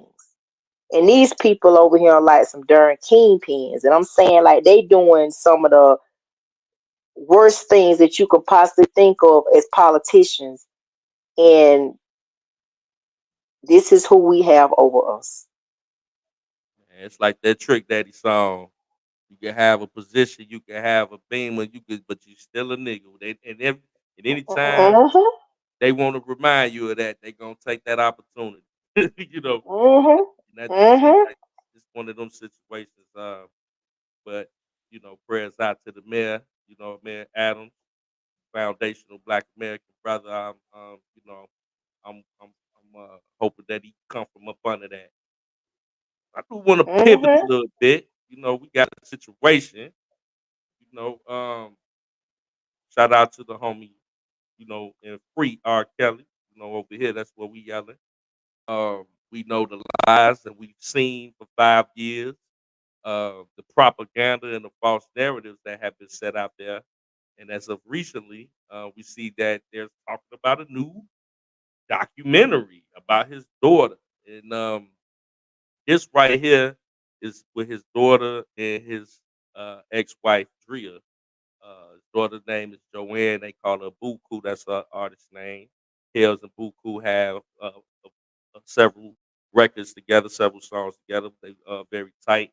But in this particular documentary, the insinuation is crazy. They're trying to basically they without saying it, they're trying to insinuate that Hills did something inappropriate with his daughter. And I'm gonna get to something that uh classically debunks that, coming from her. We've seen her on several different platforms on television sticking up for her father, and also we've seen Drea at different at his birthday parties over the years, and uh, we seen her in her car listening to Kel's music. That's my baby daddy. He did so much for us, and he made sure we lived a good life. Now, when it's they must need some money because this right here is crazy. I'm gonna go ahead and play this little clip from the new mockumentary. Kelly. She spoke out in support of her father's accusers in a lengthy Instagram post. So she claims to be devastated. And today, R. Kelly was sentenced to prison for his many crimes against underage girls. Nobody wants to be the child of the father that is out here hurting women and children.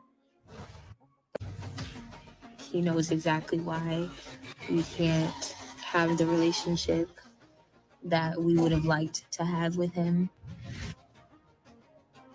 Just because you're not a good husband doesn't mean you can't be a good father. And the fact that he didn't even try. What he did to me, he did to me. But you didn't have to do it to my damn kids. What he has done to those kids, there is no other word for him. He's a monster. I know that there were so many things going on. There were some times I thought I wouldn't make. He was my everything. For a long time, I didn't even want to believe that it happened. I didn't know that even if he was a bad person, that he would do something to me.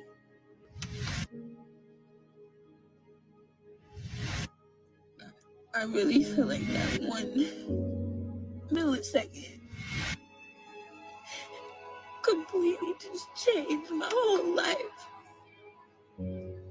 If my son asks questions, I'm gonna be as truthful as possible. But I will not be taking my son to a prison to meet his grandfather.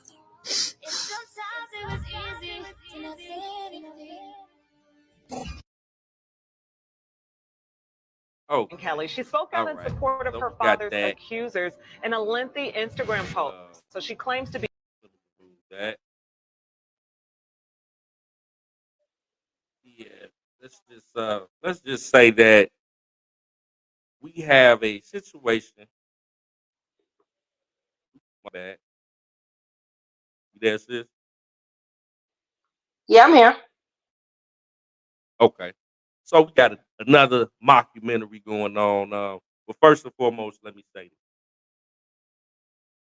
this is an attempt to not only a financial attempt from my vantage point, but it's also an attempt to interfere with this man's appeal that he has going on. Because anytime that man goes up for appeal, we got another documentary, this, that, and the third. We watched this man go through 2 trials. And the feds that went through this case with a fine tooth comb. If anything or any evidence or any allegation, because see, keep in mind that we watched the full clip. They never said exactly what they were saying. It was just like the insinuation that people just took and ran with it, you know, and think that they're talking about some type of inappropriate um, something with his daughter. But if you pay attention, they never really said or stipulated that it's just the insinuation. And that's basically to draw in viewers so they can get money off the viewership. But what's your take on this, sis? Because I got something else I can cue up right quick. But before I do that, I definitely want to get your thoughts on that. Well, I think that that was probably done prior to. I think that documentary was done a while ago. That I think it was a while ago, and I think that they set on it to use it when it was convenient for them to make more money. My thing is with this, I fought that mama. I don't give a flip what may come, what may go in the daughter because she's grown now. And I mean, at some point, that's your daddy. I don't care. Like it's like you will allow your children because you scorned or whatever check you receiving or you're getting or what you're promised, you know, um, to destroy their father's life. You know what I'm saying? And just be a part of the propaganda and the things that this man going through and you kicking him while he already down. Like I don't have no respect for that lady and the daughter because she's grown. Because it's mighty funny the other 2 kids ain't speaking out. So why them 2? Why are you like at some point she could have said regardless of what I don't want no participation in nothing. Now again, we do know the media can pick apart certain things, when people. But when it comes down to my father, I don't want any parts in it. I don't want any parts in it because if I can't say anything good about my dad, I don't want any parts. I don't want anything to have anything to do with it. And for the mama to, like I say, she went on the Lifetime, like not thinking about like this was my ex-husband. I done sit up here and praise this man. I done went to his parties. I've done all these things, but then as soon as a check is offered to me, all that go out the window, and I would, kind of throw certain allegations out there, or say certain things that Good. fits the narrative. Insinuate. Yeah, like just, and it's like to me that's sad because he better than me. Cause I'm telling you, everything that man done went through. I don't care if you my daughter, my son. I don't care who you is. Like if You don't put me through puny hell, and when I needed you, you know what I'm saying? You over here dancing with the devil. Like, you stay over there. I'm sorry. I love you with all my heart, but it's some things I just can't get past. I can love you, but when you are participating in what these people are trying to basically cause my demise, and I can't. I'm sorry. I don't care. I just that's how I feel about it. I think Yeah, it was done a while ago, but it's just the fact of how this man, all his family came out just like in sworns, like against him, and like just literally, just like he didn't have no, like, your family is your biggest support, and when you got this coming from your ex-wife, your daughter, you know what I'm saying, like your brothers, at the end of the day you could forgive. You understand what I'm saying? And people can say things even if it's family. I try to stay out of things when it comes down to family, but my thing is, it's certain things that you say, that you said before, that the media gonna always use for forever. You know what I'm saying? Like, they're gonna always use the bad things that you said, and you can come out and say, "Well, I said it because I like." They don't. Nobody want to hear that. The fact of the matter is, you participated in that, and I just really feel. I pray when that man get out of the situation that he's in, that he think things through, and I'm sure he has a forgiving heart. But it's just some things, man. Like, oh Lord, I just.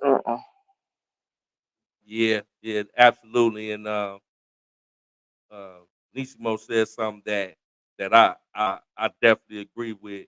She went. That man had 2 criminal trials, but the only trial that she was present at, this speaks volumes. Out of all of that he went to criminally, she went to child support court. She made it to that to get some money. But when it came down to, you had the opportunity, if some inappropriate or anything happened, you should have been at that criminal trial. You know what I'm saying? And like I said, the feds would have definitely been on top of that. And the other kids, they not involved in this. So that's another thing that speaks value. And I agree, sis. If a child was to go that far, I know your mama, whatever, you could blame your mama so far, but you're grown now and you know better. And what I have on the screen now is actually after she got a little bit of backlash from people like, well, why now? And uh, she put out a few statements on Instagram. Now, I'm not gonna read all right here, but this is basically saying that it, nothing inappropriate happened. It's a TV show that they did, like you said, sis, a documentary that they did a few years back, and they just not airing it now. Consequently, perfect timing. But I'll read Justice Fork off Instagram. If you want to see this for yourself, go to Justice Fork. It's Fork with 2 R's on Instagram. He says Buku speaks out about the documentary she filmed 2 years ago about her father that is coming out on October 11th, 2024. So the documentary drops in a few days on the 11th. She said she respects R. If she respects her father, she should stop going around insinuating that he molested her. Why would she allow herself to be edited in a way that confuses the public? The judges who are considering his appeals are paying attention. Does she want him to spend the rest of his life behind bars? Hashtag free R. Kelly from jail. Hashtag free R. Kelly from his backstabbing family. Now, I do totally agree with Justice Fork on that. So this is another one that further substantiates that this is a bunch of BS. Also, don't get me wrong.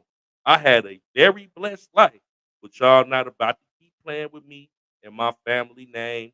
I'm just taking the pen back. Okay? So what? And then she says, thank you, Andrea Kelly, that's her mom, and Robert Kelly Sr., that's her dad, R. Kelly, for making me so strong. Thank you, God, for seeing me through. All right. Now, that really just substantiates that this was publicity. This was propaganda. Because you wouldn't be thanking your father and respecting your father if he did something inappropriate to you. And now your conscience is eating at you because people are calling you out. And that right there is something that, is very unfortunate. We've seen so much lies being unraveled in this situation. We've seen so many different documentaries, and that man is just trying to get an appeal to come home, and these people trying to get a bag, and throwing their dad and their ex-husband under the bus for a paycheck. It's sad. You know what I'm saying? So also, I do want to illustrate this, and I want to play this video for people that may not understand that, hell have no fury like a woman scorned. And shout out to my sis Mika for sharing this with me. And I want you all guys to see when certain females or women get mad at their man or their baby daddy, it's no limit to what they would do or say or allege. So I want you guys to pay very close attention to what I'm about to play right here.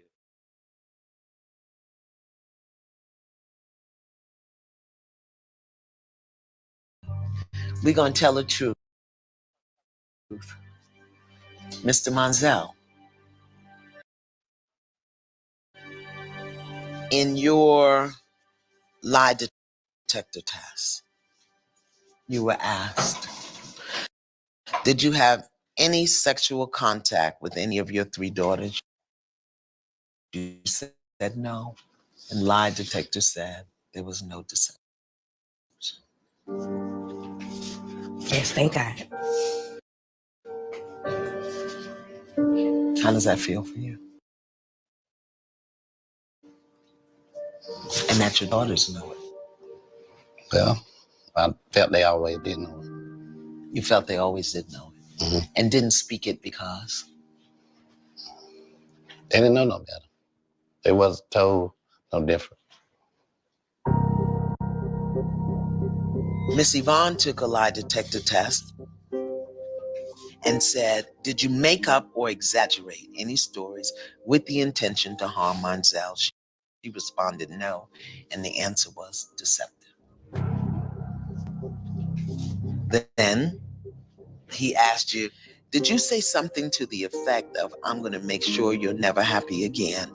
She responded no, and the answer was deceptive. So Miss Yvonne has acknowledged that her story about you touching your children in a sexual way was not true. So Miss Yvonne, is there anything that you wanted to say to Mr. Monzel?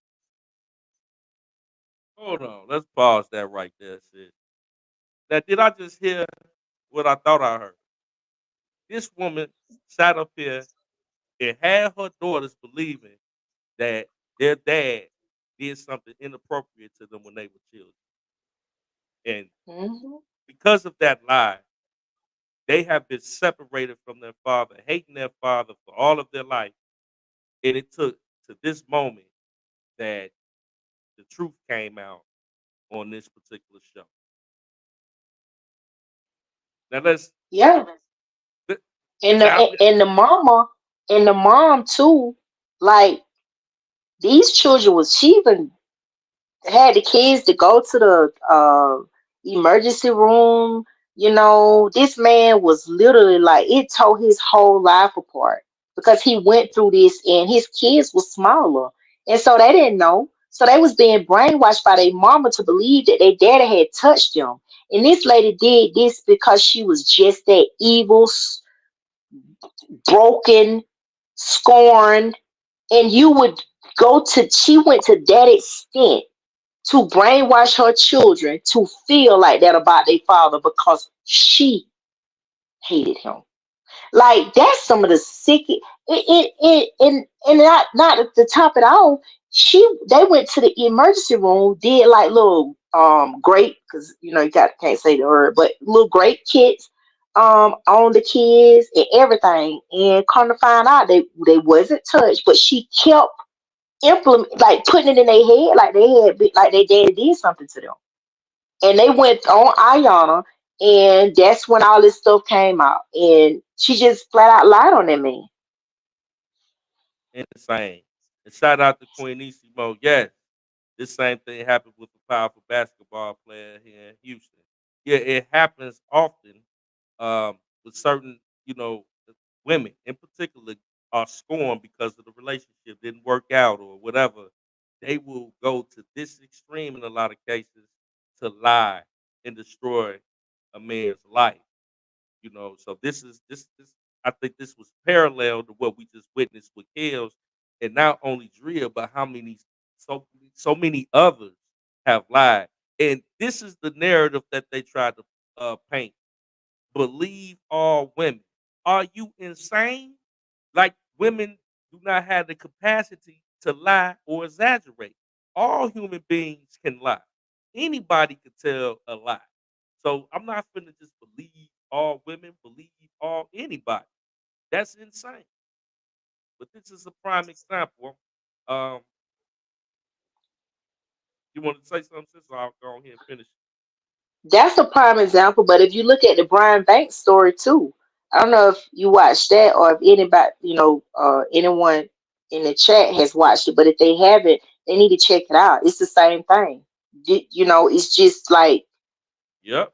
women. They lie. They lie and they lie. And again, okay, when you think about what R. Kelly and and Dre went through, whatever they did, that's why I say like our race don't have no type of codes. We are the reason for all of our demise. It ain't. I don't put this on the white man. I don't put this on nobody else, because some of this stuff that's being said that could have been talked about later. Y'all could have did that behind closed doors. But to bring it, knowing this man going through the things that he's going through, just so you can get a check, and for whatever reason, it's just like she ought to be ashamed of herself. She do. Absolutely. And we're not here to say or denigrate any real true victims of any crime of any, because we know it does happen. But we also know that this is also something that happens as well so often. So for real true victims, this should be a slap in the face for anybody that is actually a victim of any type of crime, any type of abuse. This is a slap in the face to a real true victim right here. So I'm going to continue because the ending is crazy. Why didn't you fight for him harder if you knew you Excuse didn't me. do it? And what is it? What? Why didn't you fight for them harder if you knew you didn't do it? Why did you lie on this man? Are you serious? And she got an attitude with him. That's the definition of a true narcissist. Uh, Evil. Not want to take accountability. Just flat out wrong, and you study arguing when you wrong. There's no justifying to you lying to your children and telling them that they daddy touched them inappropriately and had them thinking that, and you destroying this man's life. It's crap like that. It should be a law made for when, because this man was deprived of his children's life because of a lie that this happened on set up there and told. And then you want to be combative about it and not take accountability and just as if he should have. Oh, go on, Jeff. Just go. Go on to the next one. That he could have said that would have made you not believe the lie you were telling. Miss Yvonne, you told the lie. It was a lie, and you told it. And you got to own it. I'm sorry. I need you to say that you did not rape your girls. I need to hear it come out your mouth the way I've always heard it, Ma. I apologize for accusing you of raping them. Please forgive me.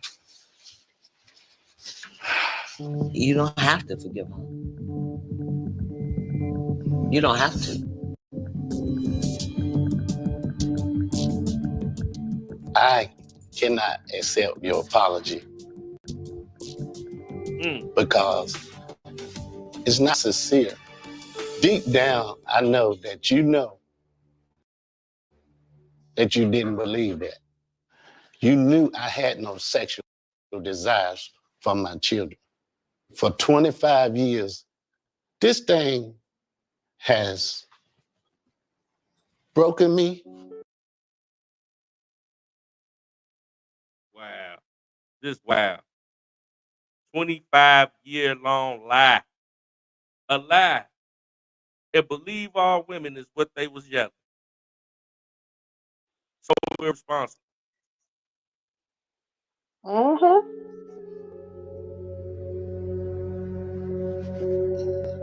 You don't know. It has affected my life in ways I can't even count. The things that you did. This is not no game. This is these children's lives. And it's just a demon in you that you need to deal with. Man, I don't blame him, sis. I don't blame him. I do not blame that man for not accepting the apology. Maybe if she started, hey, what up, sis? Dip the chocolate. How you doing, sis? Thanks for coming through. But yeah, I don't blame him because you came in the gate trying to you didn't want to take no accountability, tried to throw it off on him. Like, why didn't you try harder to have a relationship? How? When you just sat up here and painted me as this man that would rape my own daughter to my children, and I feel even worse for the children. They missed out on a father. You know, they whole life because of a lie, a 25-year lie that you told, and they missed out on a father in their life. And you didn't even take accountability when it got exposed, and expect this man to accept a phony apology like that is just insane, sis. Insane. Mm-hmm. I'm telling you, it's a lot of that go on, you know. Um, and I just, it's really, it's that was sad. There's a couple of more that I've seen. But that was old on Ayana. But that was one that stuck out to me the most because I'm like, this man went through 25, like for 25 years, and this evil heifer over there just lying and just going on with her life with this lie, and until she basically took the lie detector test and proved to be lying, and these, then, and he proved to be telling the truth about everything. But the fact that he had to go through all of that, and I'm sorry, but people like I don't give a flip, and we saying that, you know, our men, well, different. We come down so hard on our men, and these women, they just be lying, and we wonder why. Like, I hate to say it, but we wonder why our men, like, they go on over to the other side. I'm saying with different races, like, because like some of our women, like man, just as scorned as all get out. It's just I And don't even think it's the color thing, sis, because they allow you to. well, this is what I'm saying though.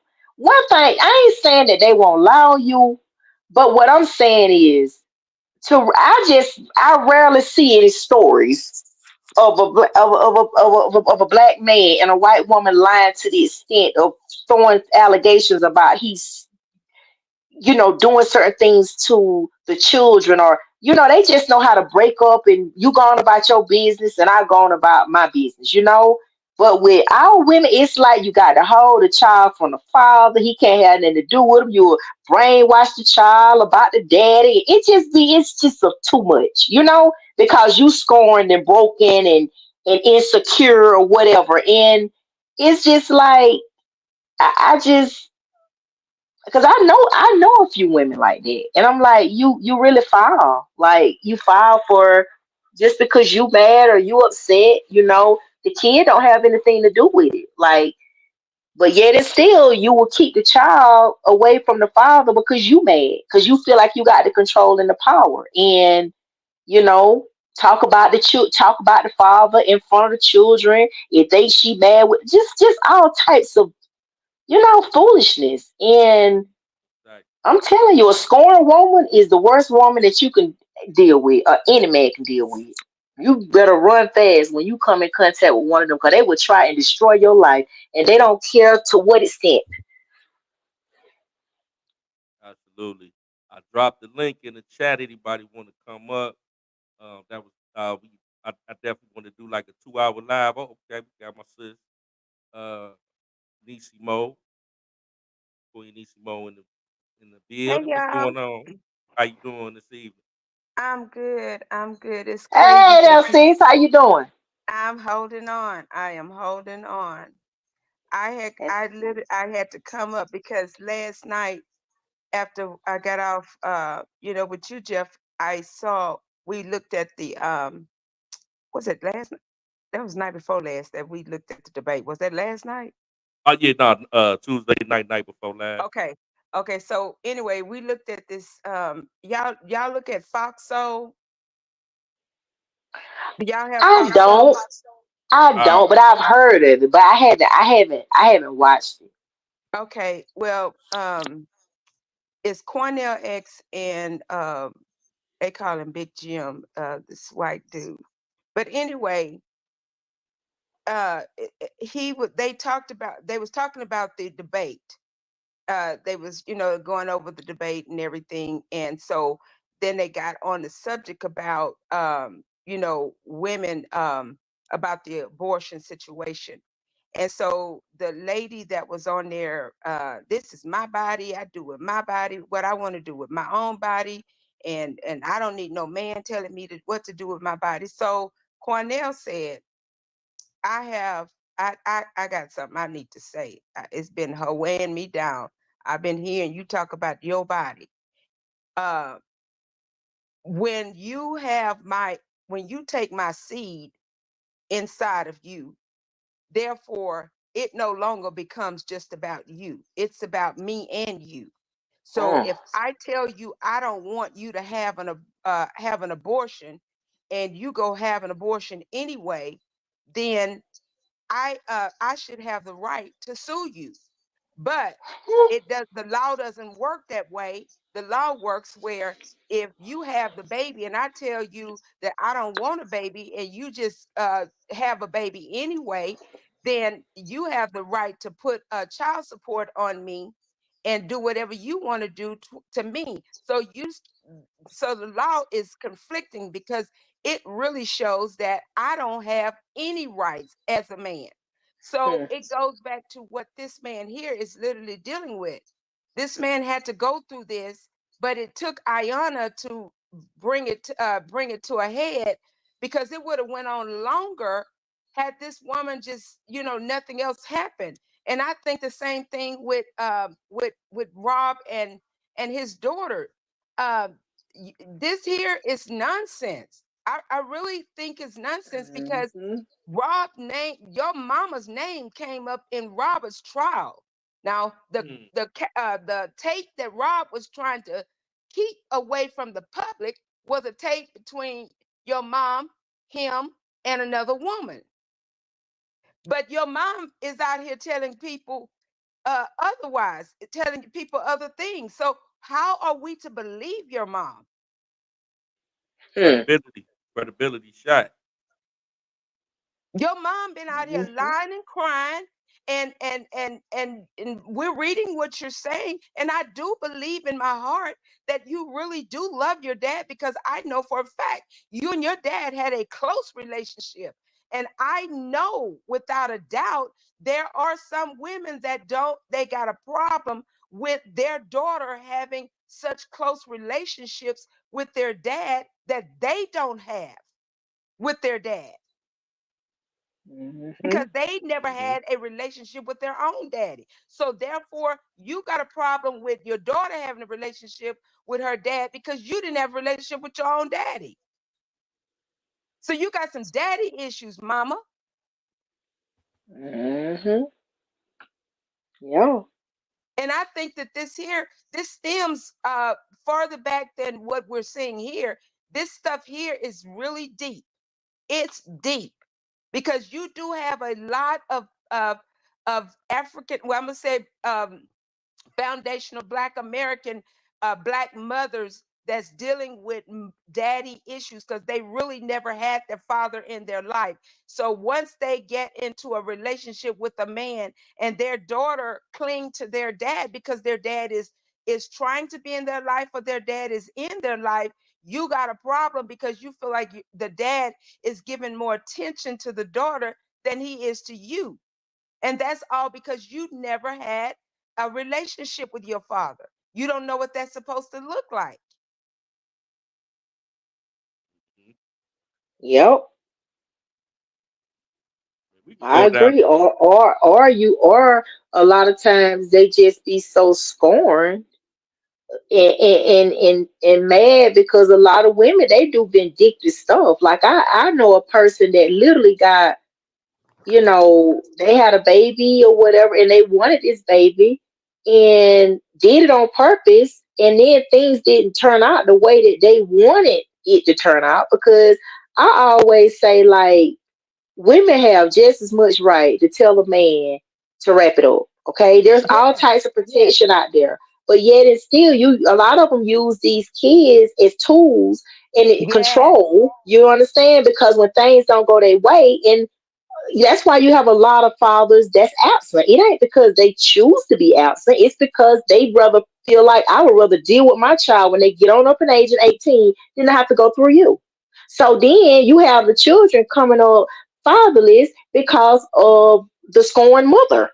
Like and it's really bad in, like I say, in our culture because my neighbor, I got a neighbor and her husband are divorced. She's white. And when I tell you he come every Friday, they stay not too far from each other. They both have, their own boyfriend. She got her boyfriend, he got his girlfriend. They come every Friday. They take those kids to school together. They go on vacation together. They do things together. The girl like they're just like they do it for Yes. their children. Like they They don't haven't been think about. absent out of their child's life. Yeah, they haven't been they like when he leave like to he dropped the kid, they leave, they give each other a hug. It ain't nothing sexual with them, but they literally co-parent and they show their children this is what with me and mom and dad don't have to be together, but we still love each other for you guys. You understand? Things don't work out, but at the end of the day, we love, it's just love. And But I'm watch like, this. Listen at this here. That's what we heard when she was riding in the car with her other baby daddy, as she stated. We heard her say, "Don't you can't say this about him." And he was this. He was a good father. He was a protective father. And I can say what I want to say, but you better not say nothing about him. So we're like, okay, okay, I can get with that. I understand that. You dancing to his music and all of that, but then all of a sudden you come up with these freaking crocodile tears. And I understand that how the government works. The government will force you to do something, force your hand to be some way that you don't want to go because they got the goods on you. But at the end of the day, don't throw him under the bus and make it look like he's out here doing something that he didn't do because you looking like the whole fool. Because every Mm-hmm. party you attended, not one party, but every birthday party, you were there. And then there was several birthday parties. We saw you there with these so-called victims. Mm. Mm-mm. Now with these victims for profit, per spitting fire. Exactly. Mm-hmm. Yeah. We got some whole mom Yep. and daddy issues. I'm sorry, but I don't see a Mm-hmm. lot of that going on with, well, you do sometimes with men. Men don't know how to cut it off, cut that umbilical cord. But a lot of times it's with women that, because they have never experienced what it's supposed to look like with a father being in their life, coming up as a child. So they're longing for that, and they don't know how to handle that. I mean, because it's crazy. I don't know. I don't understand it. Because I had my father in my life, all of my life. Mm-hmm. Yeah, that's true though. And I think within our whole culture, like it just need to be a lot of healing within a lot of like, you know, within our culture, within women, because again, women are much more men, And they are they're very taught, vindictive. yes, yes, very much so. And so men, they are, they taught to be strong. They can not to cry, not to, they Mm-hmm. have a lot that they have to carry on them. But And that's why they having women, more heart attacks. uh-huh. That's why. That's why the stress level's so high, heart attack, turning to drugs, doing certain things to escape the things that they have to go through every day in everyday life. The divorce rate is now skyrocket To the roof. because it's to the roof because it's like nowadays women feel I don't need a man, and they want to be the mama, the daddy. The men don't have no say so in the house, and I've been married to my husband for now. We've been married 21, and he the head of the house. Like he just is. I don't take because because a lot of times women can be more dominant, and we have that Yes. that dominant role. But at the end of the day, like my You husband, need to like know your place. you need to know your place, and a lot of people are like, because like for me, I don't have to pay no bill. My husband will pay, but I'm like, I'm not gonna work my husband to death. I contribute too. Like you got some women they will work their husbands to death, like just Mm-hmm. working 2 and 3 jobs to keep up Oh with a no. lifestyle. And I'm like, no, I want mine around. So don't you worry. I'm gonna do what. Look, we in this together. You understand? But Thank you. it's just real sad though, and I think that you know, She could have done women. that same thing. She could have told them people when they came to her, you didn't have to bow down and do whatever these people wanted you to do. However, it doesn't matter. At the end of the day, just like you went through that 2002 to 2008 trial with him, you could have went through this one here with him because it ain't about you. It's about uh, Joanne, and I'm gonna keep it right there. That's all I'm gonna say on that part. It's about Joanne. Yeah, Absolutely. no, I understand. I do understand. Yeah. I do. But yeah, Like I it's just give you Because we don't want everybody's and see, Robert is a good man. I'm sorry. He is a good man. And that's why women Mhm. want to marry him, because he's a keeper. Mhm. Yep. Yes, he have his sex life or what have you, but at the end of the day, people know a good man when they see one. And that's why she kept coming around. She know he's a keeper. He was the one filed for the divorce. She didn't. Mhm. yeah. And just to refresh everybody' memory, it looked like they got rid of a lot of those videos that they had on her was singing a different song. But I found one, so I'm gonna let that roll right quick and we'll come back. You got the one in the On me. car? I was like, okay, I don't know. You are Kelly now. I know you got lots of girlfriends. We ain't gonna never be together, boo boo. I ran for him for 2 years. Like, no, ma'am. Oh, no. I don't want to be your girlfriend because you got about 1,500 of those. I even know she's sitting up there lying, talking about she didn't want She knows to. she Get, lying. She knows she I, lying. Girl, stop. I, I was trying to find the one in the car, Niecy. I couldn't find that one, but this I think they got some of them offline, but this the only one that popped up. The rest of them is capping like he was so terrible. Maybe if you find one, you can send it to me. I'll roll that one too. Okay. But yeah, so this crazy. Like just listen to this. She a backup dancer at the time they start fooling around, and She told Kells, "You Not got to get no, there." she wasn't just the backup dancer. She was the lead dancer. So she worked her way all the way to the point to where she wanted to be running things. Mhm. So you know Fact. she had to hop over a lot. She had to throw several women under the bus to get there. You got Kingpin on the panel. What's up, bro?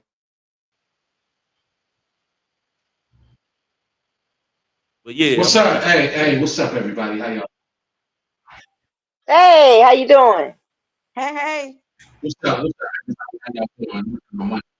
Hey, what's happening, everybody? Hey. I see y'all cut. Hey, you gotta get your audio together, bro. You gotta get your audio. I'm gonna mute you right quick. Get your audio right. I'm gonna check back with you in a few minutes. We're gonna let this roll though. Hey.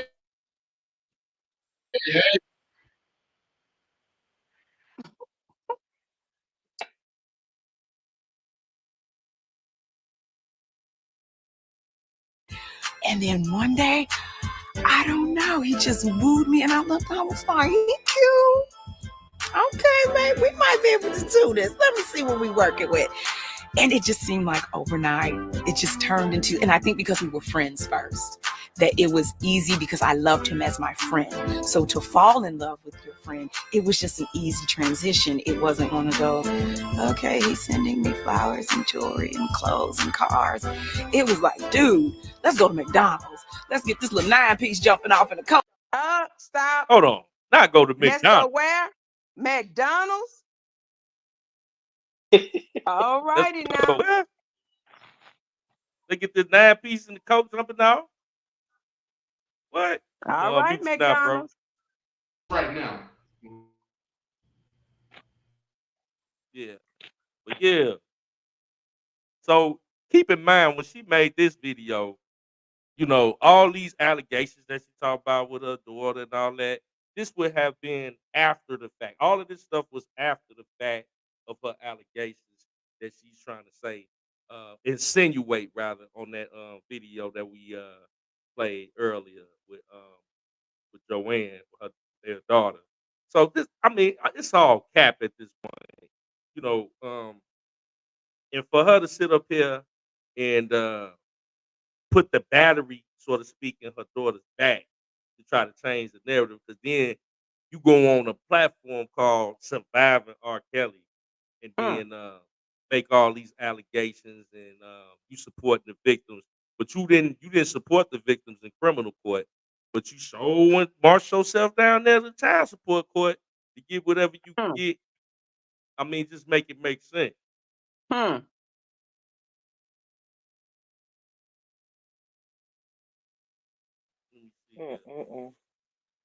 It's just a mess. Then lie. But you sit up there too, and like, okay, that's.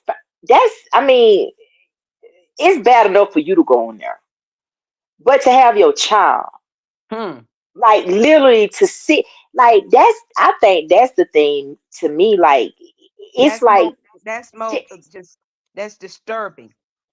that is so disturbing to me, because it's like, really, you can't care that much. And I'm sorry, any mother that, if you got that much animosity in your heart towards your baby daddy, that child, that's his seed too.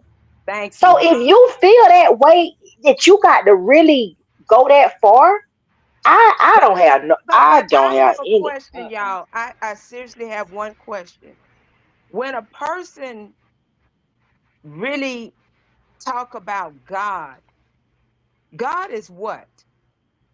Love. So how can you say that God is love?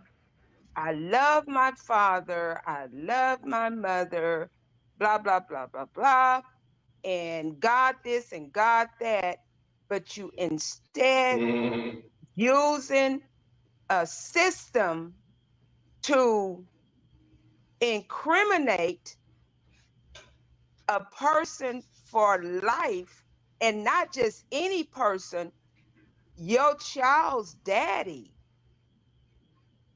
Me personally, girl, get your behind ready, get that grandbaby ready. Mhm. We're going to this Mhm. jail to see your daddy, and I don't want Mhm. no lip.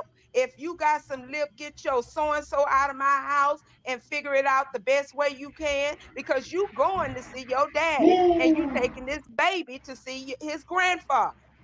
Mhm. Cause we was a part of probably him going. Thank you. Mm. That's how it's gonna be. It is what it is, Oh, and it was what oh, it was. wow, wow, That's what real parenting is like. wow. That's crazy. That's true though. Mm. You don't give no child, I don't Say give a that. crap how old they are. You don't have a choice. And you sure not gonna go out here and expose what goes on in my house to the world It, to have something to say. If you don't want the people to have nothing to say, stop the goddamn documentary or whatever the hell going on. Stop letting these people mhm. exploit you, because that's not of God. God ain't Mm-mm. ordained that. Well, he ain't the author of confusion. I don't know what You kind of know. God these people dealing with, but it Mm-mm. ain't the God that I serve. Mm-mm. Mm-mm. God said he don't dwell in an unclean temple. That's true. Yep. Yeah.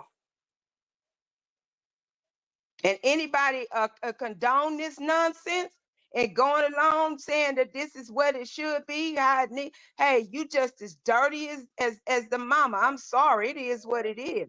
I don't get Mhm. down like that.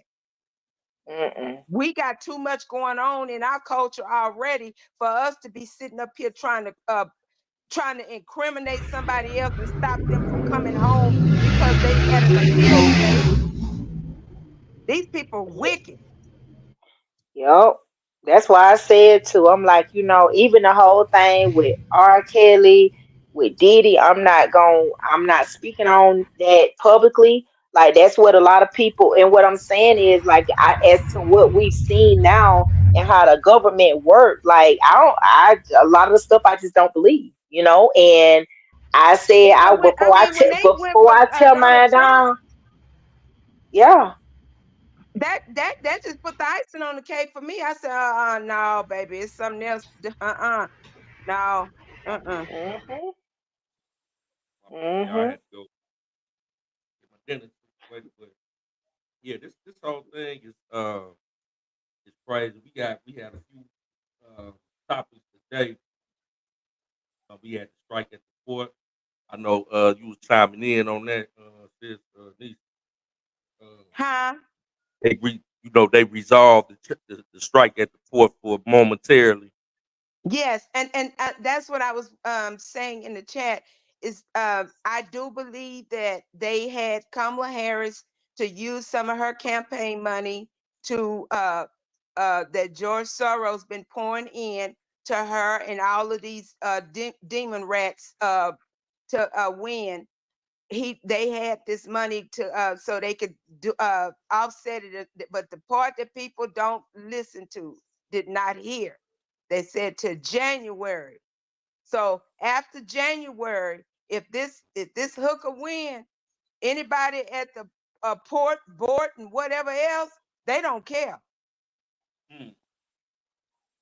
This is just to win, to make the people believe that they really got your back. These people don't have your back. Nisimo, have you been looking at Candace Owens show? Yes, ma'am. Ooh. Mm. And you not black. Mhm. And then when they gonna talk about that? Because you running on here on a campaign as a black woman. Mhm. Yep. And see what did it was when they came when D.L. Hughley came out the jet, and she started getting so Yes. much backlash. She was like, no, that's one you She ain't said, finna you attack. coming for Janet? Really? Mhm. Oh, this what Mhm. we doing? And this woman, y'all got to know, this woman can't even leave her house without security. Because these people are just as freaking dirty. Mm-hmm. Oh, wow, Candace. Yes. Mm-hmm. But They Candace, got when I this tell woman you, on an alert list like she's a terrorist. like they had Tulsi Gabbard, she on one Yes. too. Yes. Yep. Mm-hmm. So And they when trying to. when JD was saying what he was saying, not many people Mm-hmm. drove in on that. This censoring us. This is our First Mm-hmm. Amendment rights. This is Mm-hmm. our First Amendment rights. But what people don't see behind the scenes of what you should be seeing, they are trying to delete us. Mm-hmm. I believe that. Well, you know they is. Because listen, she's the only VP that has been so vocal about Yes. AB and Yes, going to the ma'am. clinics. Yes, That should ma'am. tell people, and I don't understand how people don't understand that. Like it just And that woman said, when I become president, I'm going, like she got the power to do that. She's bringing back Roe v. Wade. You don't have that right to do that, sweetie. I don't know if you took government or not, but you don't. I'm telling you right now, sweetie, you don't have that right to do that. That's got to go all the way to the Supreme Courts. That's been sealed and dealed. So that's over and done with. You ain't got that well, right. my thing is why you so pressed on that? I keep saying like this is her assign, like this is like an Her assignment. This is like a assignment. marketing. Yeah, this is what she was given to do. This is what you market, and it's just sad because people are eating it up. Like you got women that don't even have children. Well, this is my right. Women has a right. It's my body. So it is. But just like you said, that gentleman said on that show. Okay. Well, I said it before. A woman cannot impregnate herself, and I still stand by that. So you can't Thank sit you. up here and say that he don't. I still like the law should be changed. I do. I Thank feel you. like before there's any type of that's the first thing that you jump to is an AB versus it being, well, we sit now with you and the father. You understand? Mm-mm. If you don't Mm-mm. know if the father is, it should be some type of stipulation. But to know that it's just nothing. Like this is like This is the new norm. the new norm now. And that's what I'm like, this is just sickening to me. I've never seen within the last three to 4 years how this is just shoved down people's throat. Like you And just then pushing it. the lady said, she said, I'm already dealing with being with the LGBT, because I have, I'm dealing with people with issues with that, because she is one of those. So sweetie, I don't know what you're talking about, because you ain't trying to get pregnant anyway. You got other Mm-hmm. things going on. But my thing is with that, these people have pushed this crap so far to where they are really trying to make this it's violating their civil rights. What you mean civil rights? That ain't got nothing to do with no civil rights. I never knew a day when it would come down to a part of murder violating your civil rights. Like I just don't understand it, because at the end of the day, I don't care how it's swept, how it's done. Now, don't get me wrong. It could be stipulations where people can't, or if it's some type of medical or something. Yes. But the way that they are pushing it, as if Like it's just I can like, go have sex with whoever I want to have sex with, and however long. And if I get pregnated, I have the right to do what I want to do, when I want to do it, how I want to do it. This is my body. exactly. So, But and yet, that man say, so you trying to tell me the baby don't have a right? thank you, thank you, thank you. That's my point right there. So you mean, and I said that before. Like so the baby don't have it don't have no right on the side, but yet and still we'll say Black Lives Matter. Black Lives Matter. Let me make y'all even. Let me tell you something even better. This morning on the news on CBS, this lady is coming out at this church in LA. This lady said, they told us, said, well, what about the Bible? A lot of people would disagree with this church and y'all belief. She say, well, and because the Bible says that God made man and woman. She said the lady said, well, the guy said, well, that was back then. This is 2024. Like the Bible done changed. Because he is he's a trans pastor. See?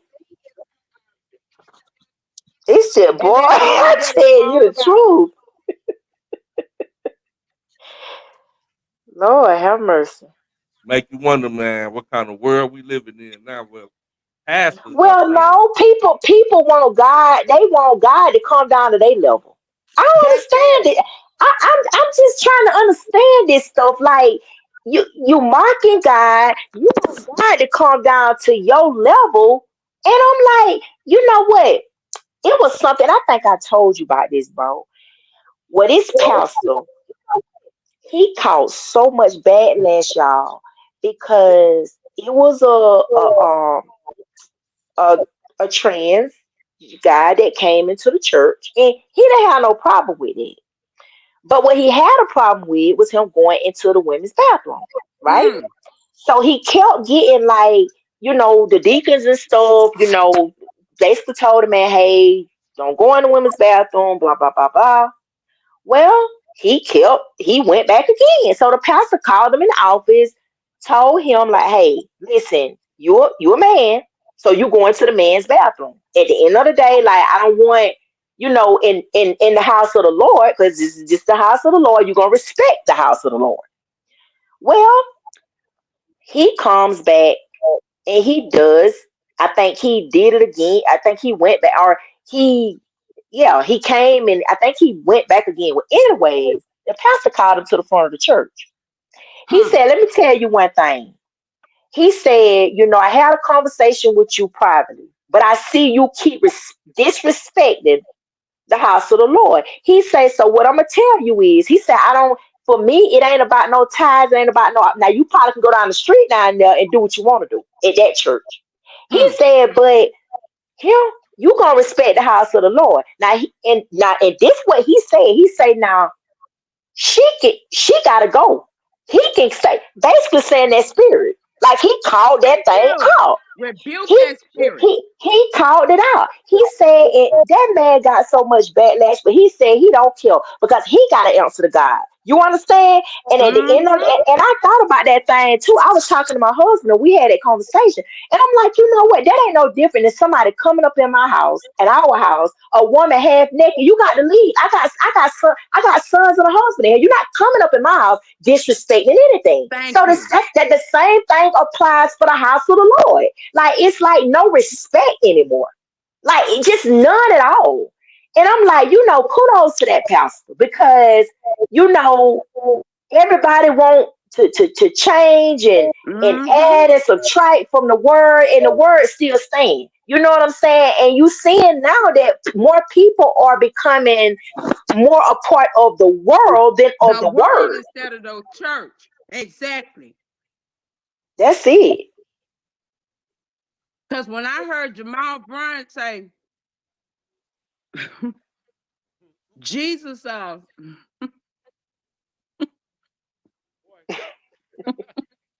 y'all keep going. How did dude say that? He said Jesus was he lied, or he what did he say? He lied. And what did Jamal Bryant say about Jesus? He said Jesus lied during his time as a pastor. I'm like, lied? What Jesus you talking about? And the word pastor. I'm like, huh? You know what I'm saying? And the word pastor. Exactly. Talking about the word Christ. Mhm. No, add Christ in it. All right. But they come up with this stuff because they're trying to make sense of what they're doing. This unholy life that they're living. Mhm. It's a Bible called the King James Version. I'm just saying. Mhm. Start right there. The King Well, baby, James. that dude said today, this morning, and Gail King, amen. And you know, he's right. He's right. Amen. And it's called Amen. But whatever, keep going. And I'm saying to myself, how you know he's right or if he's wrong? What church you went to? And what Bible have you picked up to read to know if he's right or wrong? Some of them go to the Church of Anton. Hmm. Oh, okay. I heard huh, so you know what I'm talking about. Okay, cool. But these are the same people that's willing to take us down by any means necessary. It's called But we I woke. often say we're Okay. going to pay a little bit different than the other race of people. Why? Because we know better. That's true. To know better is to do better. Mhm. We choose not to know. That's a choice that we're choosing. There's a Ethiopian Bible that we all should read. Then get away from all the so-called everybody. That's all it is. It's a big ass continent called Africa. And yes, we are those people. That's it. From Egypt to Esau, Yahshua, whatever you want to call him, he's still that guy. You know what I'm talking about? And Rome and Paris, all of that belongs to us. A lot of people didn't know that. You know what Rome did, right? You know That's what our Rome. land. That's that if you can't beat them, join them movement. And that's what white folks do to this day to our music, to our culture. I mean, they still running the same game. Period. Stay away from these people that's on that garbage and regurgitating the same old game. We woke now. Just be woke. That's it. Stay awake. They pumping up Elvis Presley, talking about how Oprah's supposed to be doing something big about Elvis Presley's daughter and his estate. But y'all was ready to dig up Michael Jackson and talk and still trying to belittle this man and everybody else that we have. Elvis is cold.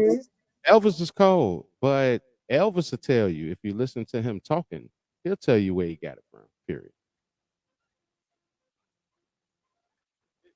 It's really simple. You just do your homework and you ain't got to listen to none of these people. Or if you do your homework, they'll just get exposed. That's it. And I'm glad we having this forum right now. Absolutely, man. It's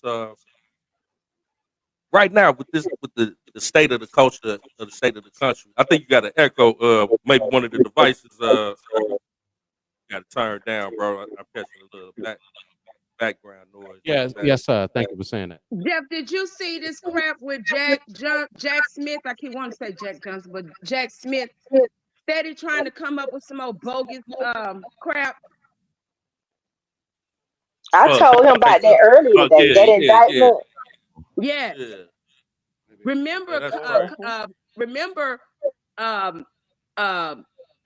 Hillary said that something big is gonna happen in October.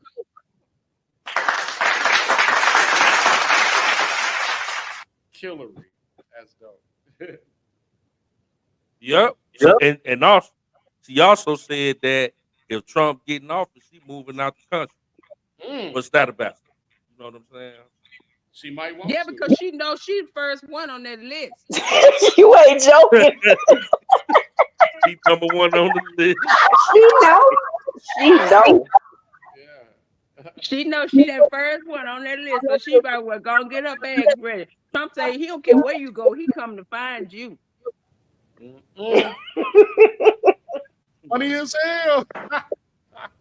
Mm-hmm. That's super funny. I'm saying y'all done made his life such a miserable hell, and the people that he loved this country. This man loved this country.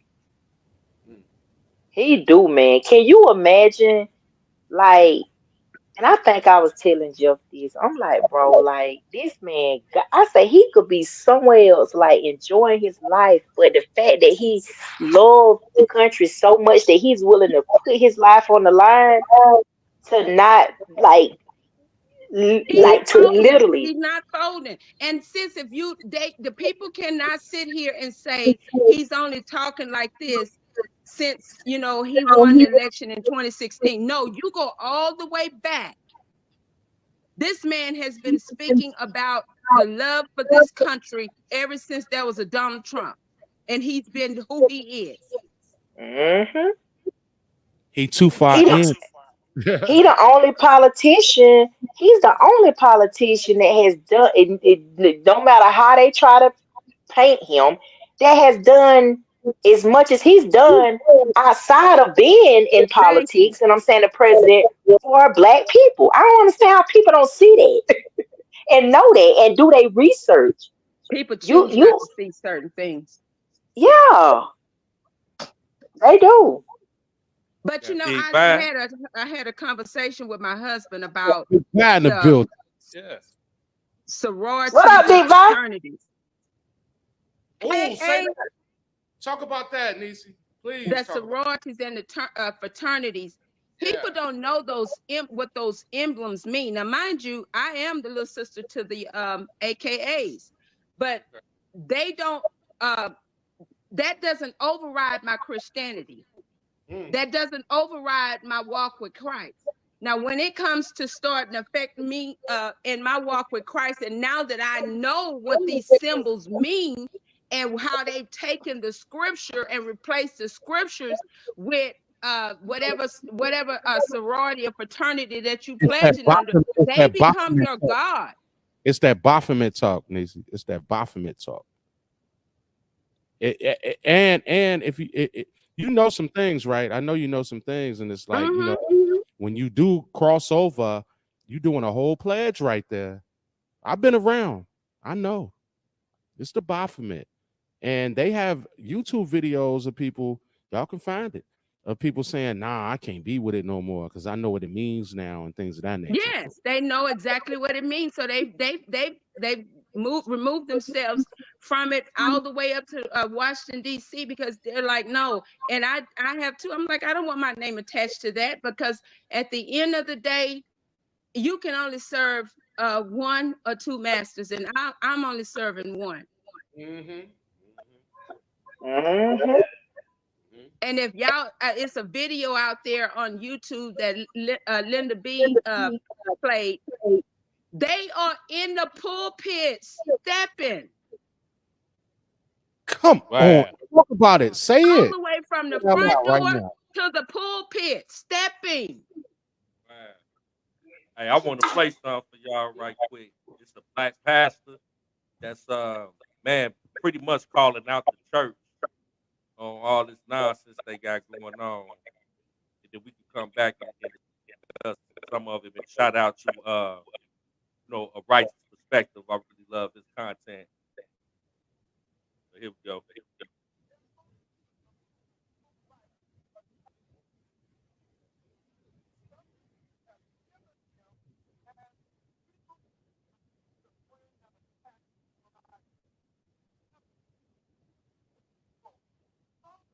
Agreement with the devil or in agreement with the witchcraft being sent to you. And he uses that to have reason to come in and begin to attack your life. The same thing happened to Adam and Eve and the snake was symbolic of witchcraft. It came and spoke and bewitched Eve and then ultimately Adam and told him, you ain't gonna die. Go eat from the tree. That's what witchcraft wants to do, is to control your decisions. Sure enough, they ate from the tree. A curse came as a result because they got in agreement with the devil. Anything other than trusting God and his word, that's a form of witchcraft.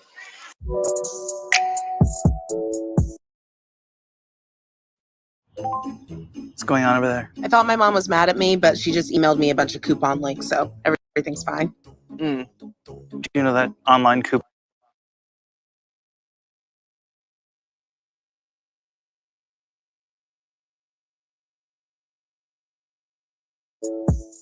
Hey, welcome back. It's your man Wise, and I have a great video to share. Get to the spot. Trip. I'm finna say something right here, right now. Womb C, I want to ask you, how long halt ye between two? Further ado. Help me, Holy Ghost. And all of a sudden, fire rained down on that sacrifice. And everybody was able to see who the true living God was. All them prophets that prophesied idolatry were all killed because of their idolatry. I'm finna say something right here, right now. Womb C, I want to ask you, how long halt ye between two opinions? If God be God, worship and serve him. But if Baal be God, worship and serve. I hear you right now. I ain't worshiping no Baal. I ain't got no image that I'm bowing down to. Oh, but you may be fooled. Because the spirit Baal is still in the earth. Oh, preach somebody, preach. Baal and his spirit is still alive. But he packages himself in a different way where you can't recognize him. Oh, somebody's gonna get mad in a minute. He doesn't come in an image today, but he comes spiritually and he pushes a particular agenda. I'm gonna show you how you can recognize Baal. Any group or any organization that promotes child sacrifice or abortion. That's one of the characteristics of, of Baal. Any group that honors women above their headship. That's radical feminism. Preach somebody, preach. Any group that promotes men dressing like women or women dressing like men. Any group that wants to redefine the role of male and female. Any group that promotes homosexuality. Any group that promotes witchcraft is Baal worship.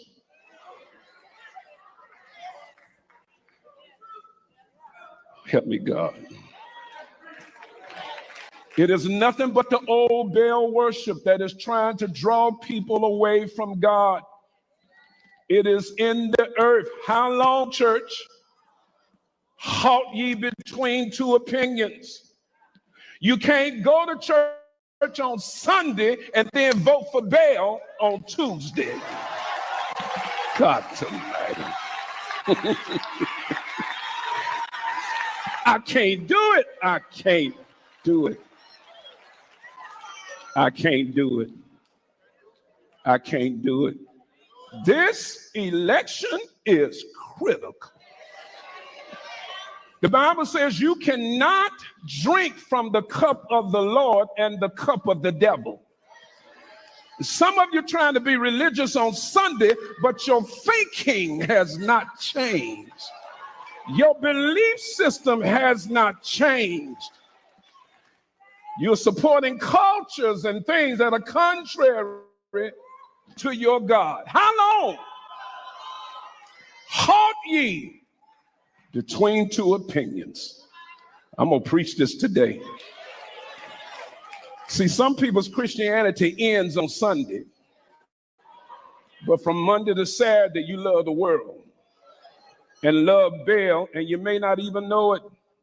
Proverbs 29:2 says that when the righteous are in authority, the people rejoice. But when the wicked are in authority, the people mourn.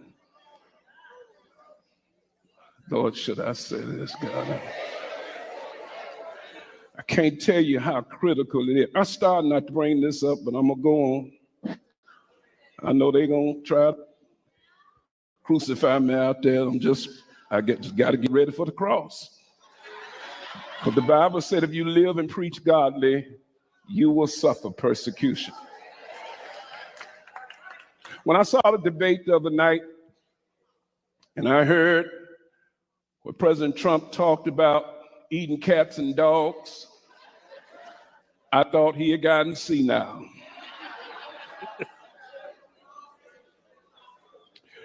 But there are things that people don't know and understand that he was strategically trying to put out. The illegal immigration policies that are going on in this nation is getting ready to reshape America like never before. And y'all don't see it because you got a corrupt media that won't tell you the truth. They are bringing millions of people into this country and they are shipping them around to different cities all over the United States. And the media won't tell you nothing. It sounded crazy, but it's true. Yes, it's true. Because people don't understand voodoo culture. Haitians come out of Haiti, which is a strong voodoo culture. And the reason it's going to be a problem, see, they got you thinking race. He just hate them black folk. No, it's about culture. Even the Venezuelan gangs are bringing their culture to our nation, and they are taking over cities right now, and the police can't do nothing with them. So every time anything come up about anything black folk, we always accuse it to be about race. No, it's culture. Voodoo culture requires sacrifice. In other words, bring me an animal, and that represents you, and I want you to lay it on the altar and give it to me as a sacrifice. But in voodoo, you eat the animals that you bring to the sacrifice. This is what the media ain't gonna tell you. I got a Haitian pastor because we helped to build a church over in Haiti, and he has enlightened me on different cultures. Yes, they get those animals because they need them for sacrifice. They kill the animals, and then they are taught that if you eat the animal, you will get more power inside of you. And so they eat the animals, and demons are the ones that come on the inside. I'm preaching up in here today. I'm preaching up here. They don't tell you that in the media because they're trying to hide it. They don't want you to see it because they don't want the people to become alert to what's happening, where they're spreading these people all over the country. Springfield, Ohio ain't got but 67,000 people, but they brought in 15,000 migrants from Haiti that will change the culture in that city.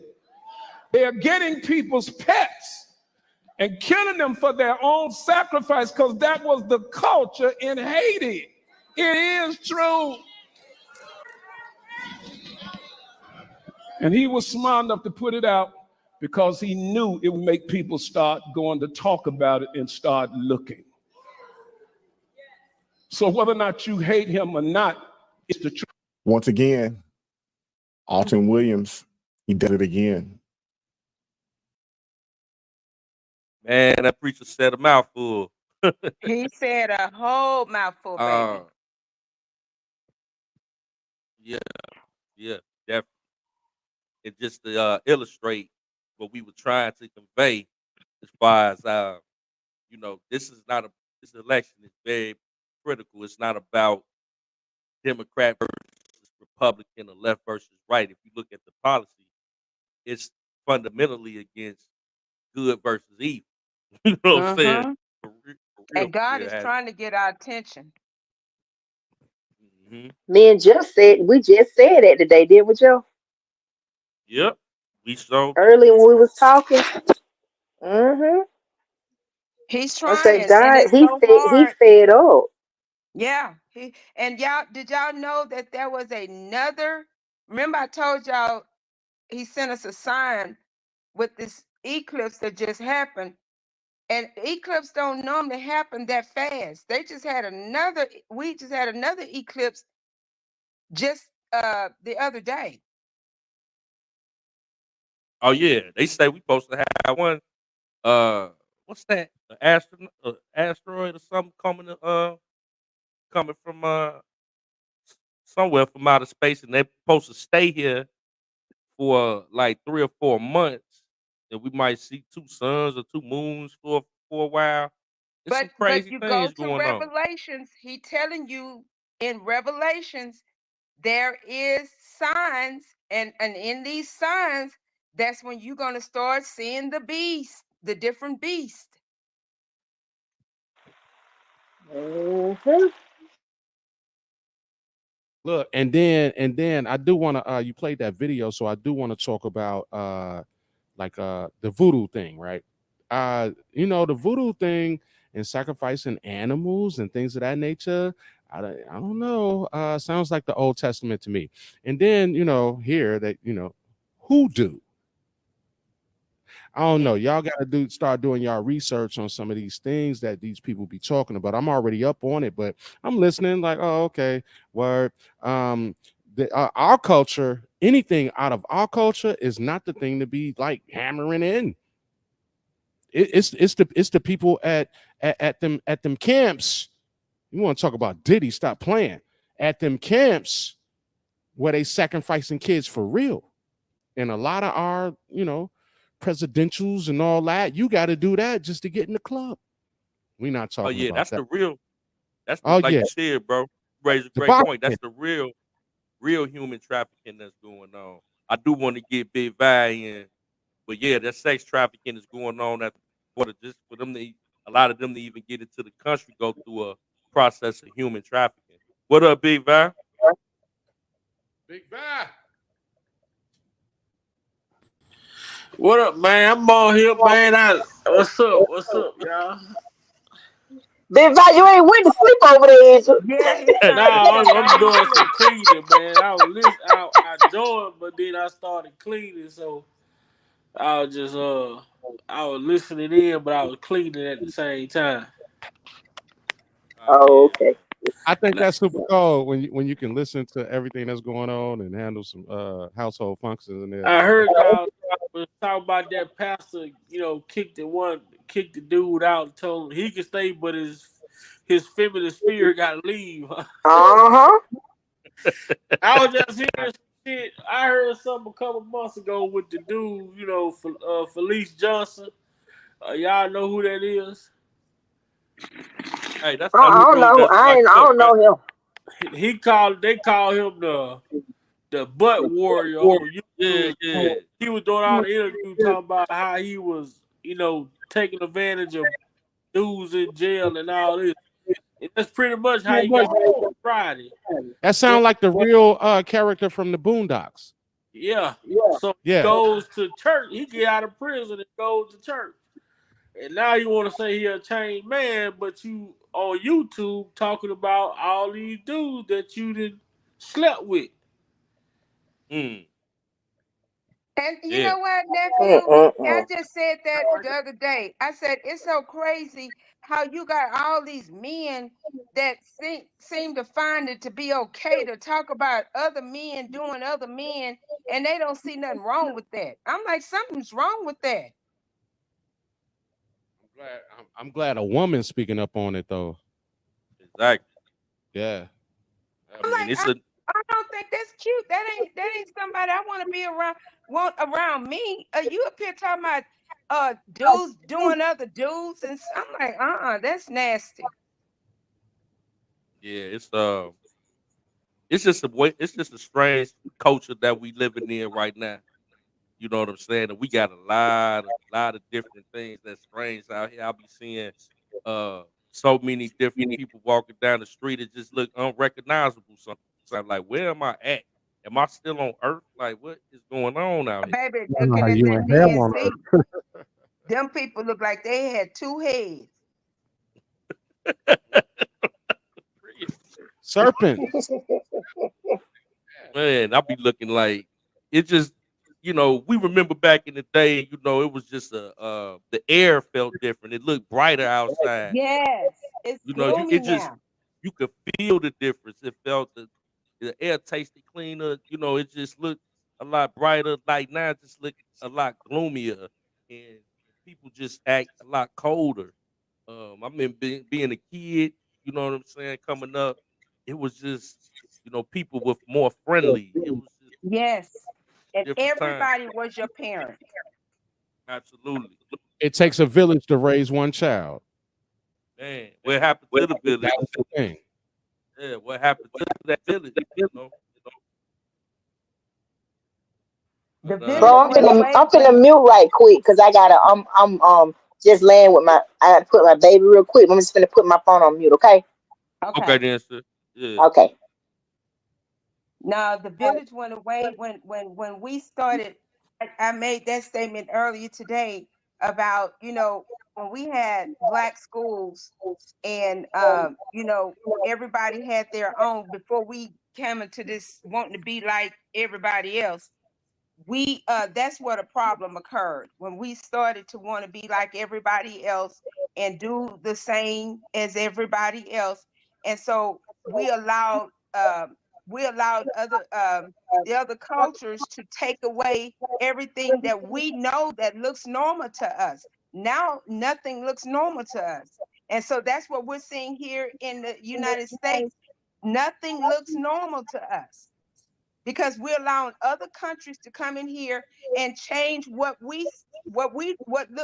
supposed to look normal to us doesn't look normal to us. Can you speak upon like I'm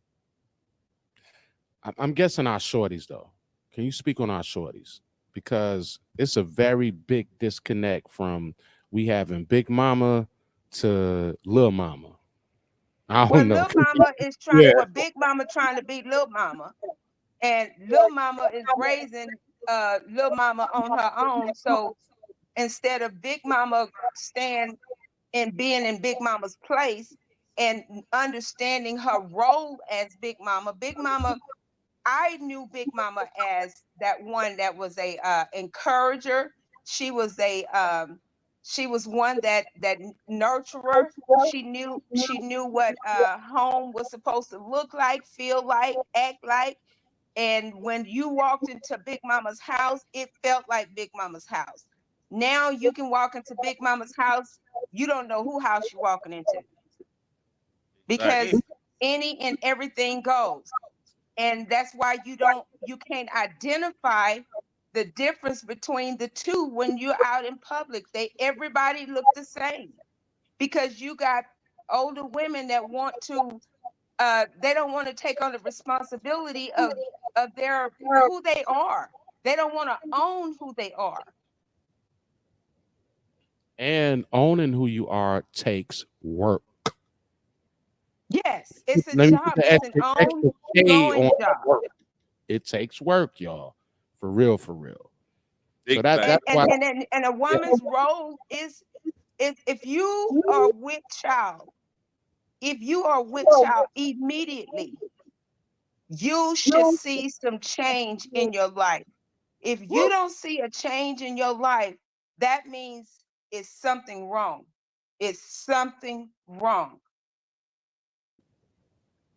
The moment that you know that you have a child growing inside of you, you should start to see some change within your life. But if you don't see anything changing, it's something wrong. from what I know is that when that life does happen, the body itself changes. Whether Yes. your brain catches up or not, the body change. You can go from skinny to now you skinny thick to now you just thick. But I know mentally it's a change that happens. Now, some of these women that I be seeing, yo, they are not allowing the change to all the way happen. That's just where I'm coming from. You know what I'm saying? Because I'm a Well, family. they don't allow I'm a the family change guy. because they haven't been taught to allow the change, and that's the disconnect. Because you got the older, the real, the true big mamas. God is taking them away, and a lot of people did not sit under Big Mama to learn the roles and responsibility of a woman to become a woman. Because a lot of women think I'm a woman when you know, once I turn 18, I'm a woman. No, you're not. That doesn't make you a woman. Just like when a man turns 18, that doesn't make you a man.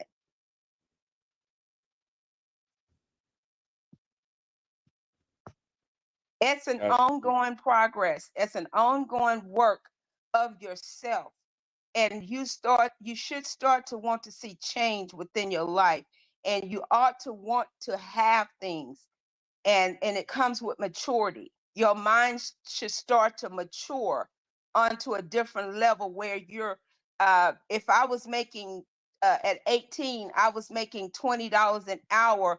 I shouldn't be settling for $20 an hour at 30. Whoa! Say that. Say that. Say that. Like we constantly change, and that's a part of life. Like you said, sis, the moment you stop changing, and if your children don't inspire change in you, then you're not living. The moment that you have your first child, that change is imminent. You know, and then and I think that speaks volumes to our society and our community right now. Like you saying, that was a critical question that you asked Kingpin, and then it transpired to Big Mama's house. You know what I'm saying? And And see, Big you don't Mama, have a lot of Big Mama's houses anymore because Big Mama house, you got the next generation now wanting to sell Big Mama's house, but that's the first thing you want to do, sell off everything, and They you trying don't to have serve in Big anything to Mama's fall house back too. on. hmm yeah. Hey, does it So sound that's that. better?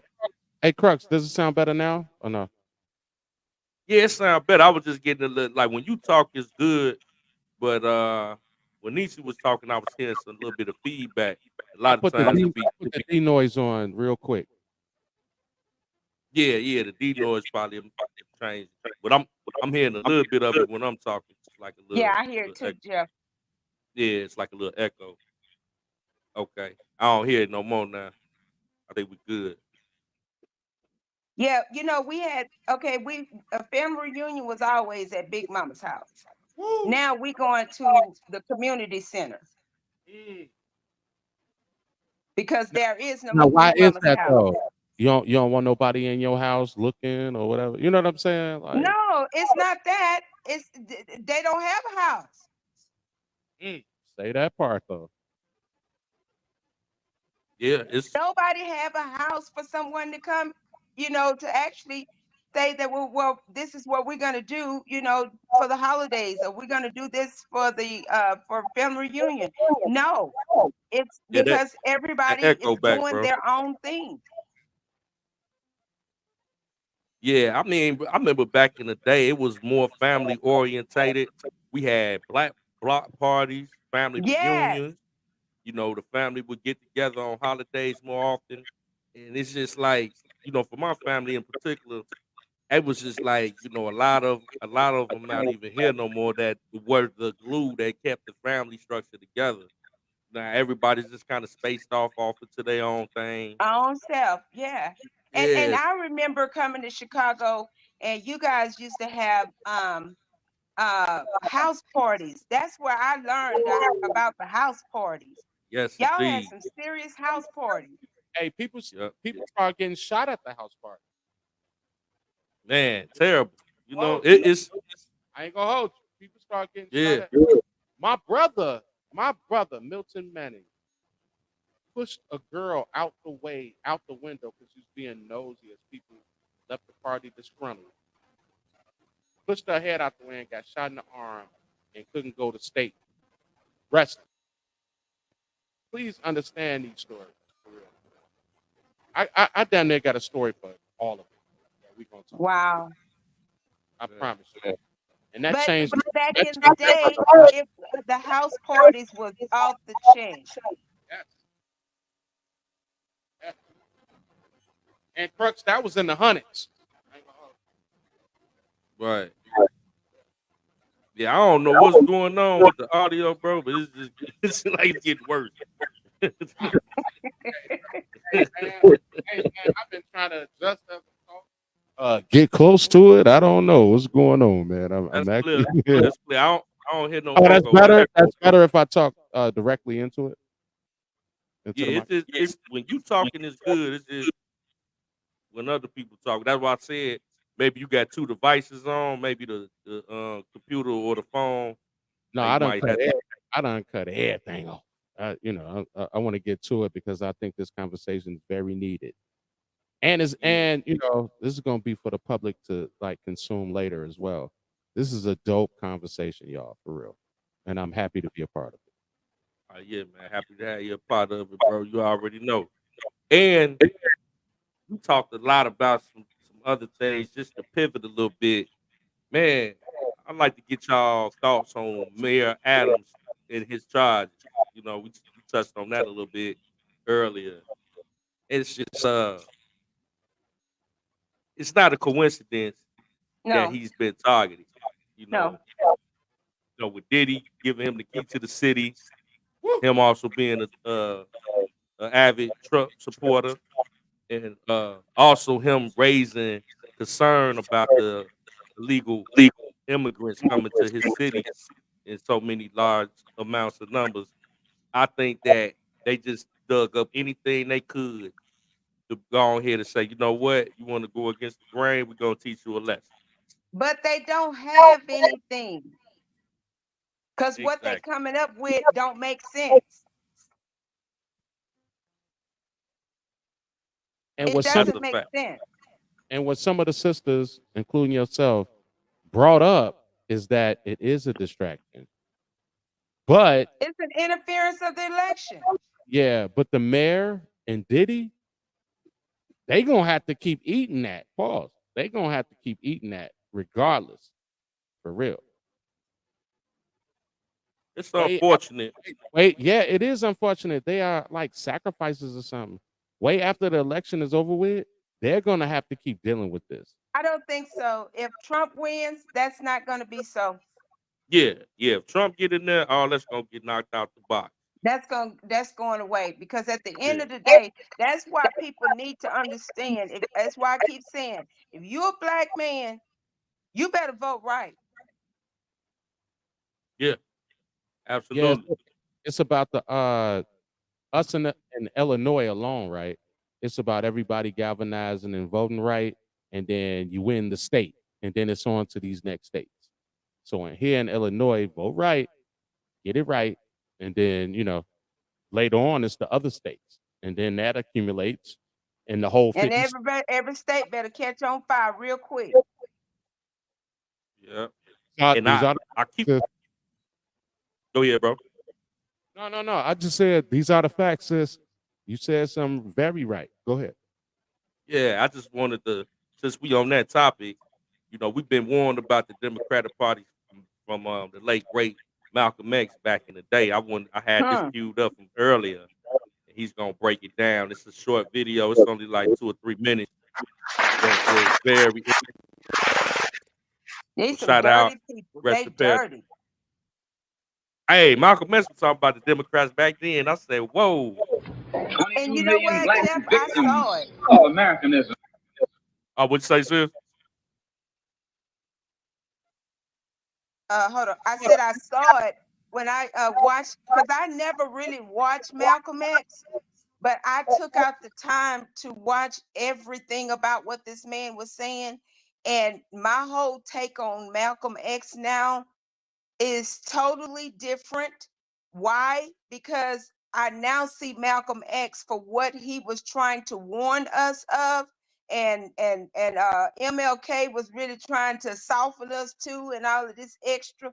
No, we don't need the softening no more. We need the real. Absolutely. are waking up, and they're gaining a new political consciousness. Becoming 22 million black victims of Americanism are waking up, and they're gaining a new political consciousness, becoming politically mature. And as they become develop Wow, this Jeff. political Did you maturity, hear they're that? able to see the recent trends. That sounds like exactly what's Yeah. going on right now. Did you hear? That's what I'm talking about. This Yeah. is our young men now. Yep. Hey, times repeat themselves. And this And is that's very sad, clear. though, Crux. That is very sad, Crux. And That it's from crazy. What we've been trying to tell people. yeah. And look, when we talk about the mixtapes that I put out, guess what I was putting on the intros to all the mixtapes? Malcolm. Yep. These are the facts. These are the facts, bro. Like, you know what? It's been a collective effort, and voices for the voiceless is super dope, y'all. Because we need to replay this, chop these videos up. And Yeah, I'm gonna take it back, but I just wanted to pin that right there because that's a Yes. conversation in itself. And like you said, when we was doing the mixtape thing back in the day, man, it was Malcolm in the intro. And all the intros.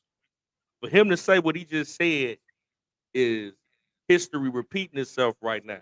We've been warning But about I don't know. I can't listen, Jeff. What I'm saying, I don't see history repeating itself.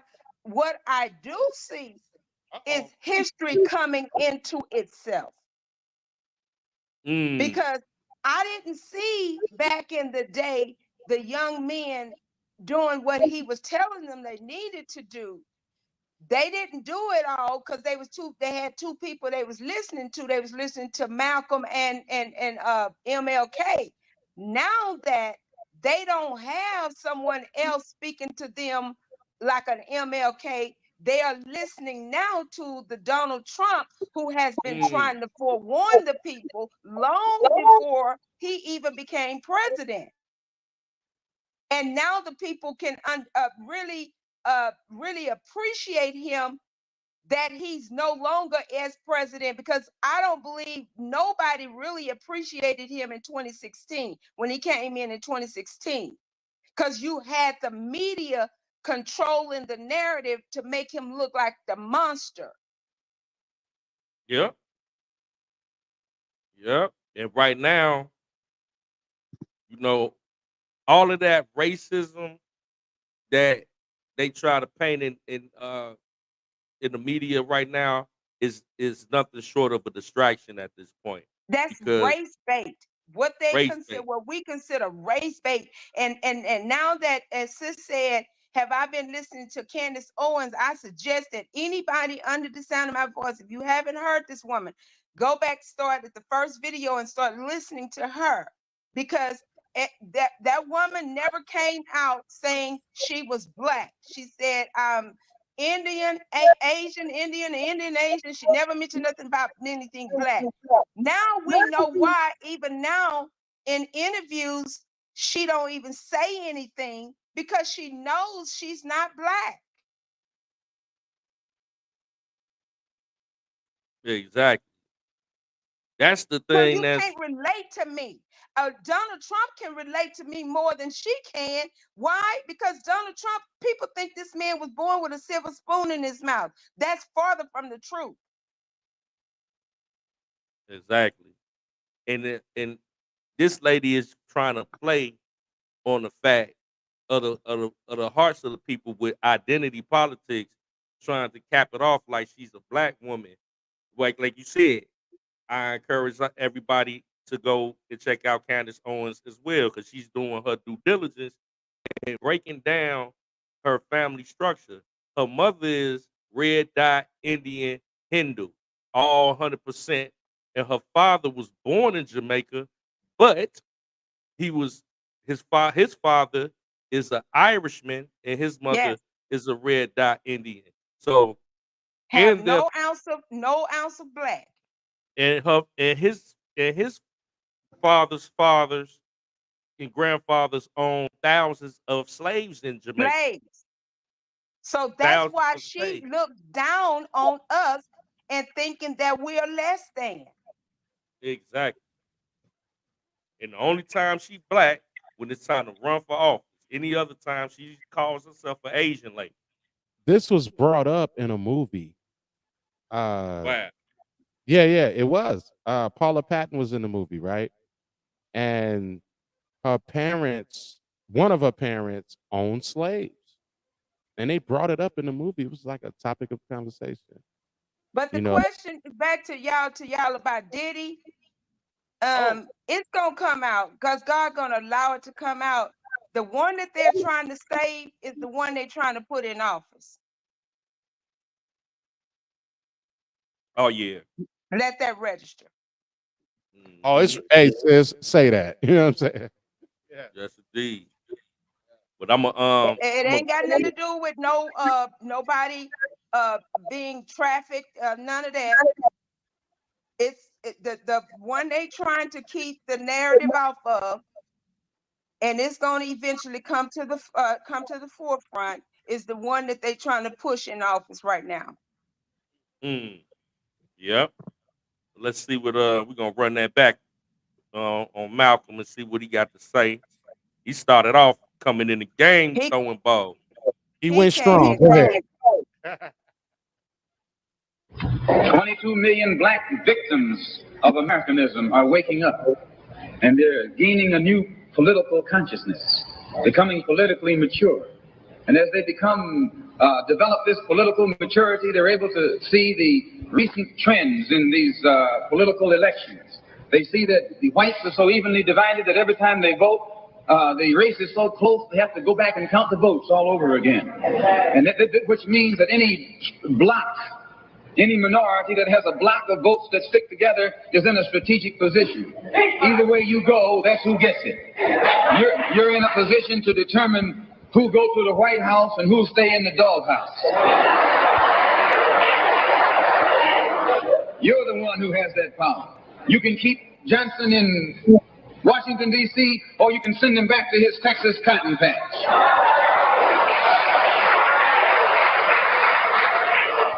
You're the one who sent Kennedy to Washington. You're the one who put the present Democratic administration in Washington, D.C. Whoa, wait a minute. Did he just say what I think he said? Yes, he just said it. Come on, Crux. Come on, Crux. Oh. Come on, brother Crux. Did he just say He what I said think he it. said? You're the one that put the racist Democratic Party in the White House. He said, what did I say? Them demon rats, baby. You so said it, sis. Man, Hey, sis. we had to Hey, stop sis. that right there. Because Hey, see, sis. black people, Go ahead. Lyndon B. Johnson said that I had these niggas vote Democratic for the next 60 years. 60 years. And here we have Martin, not Martin, Ask it, Malcolm. Malcolm sitting here telling you unequivocally that they were racist at that particular time. So this is not the party for black people. Not to say that Republican is neither, but Democrats are definitely not. So vote blue no matter who. Know a person of who they are, I can deal with you a lot better than me not knowing, because I'm going in the gate with my eyes wide open. But if I'm going in the gate thinking that we're walking side by side and you ready to cut me, and I don't know that, I don't think I want to deal with you no more. It's called Kung Fu treachery. I ain't gonna hold you. Facts. I'm done. When I say and I'm done, that's why Malcolm had to go. I'm done. I mean that. And my daddy, I told you this, Jeff, my daddy passed in 2007.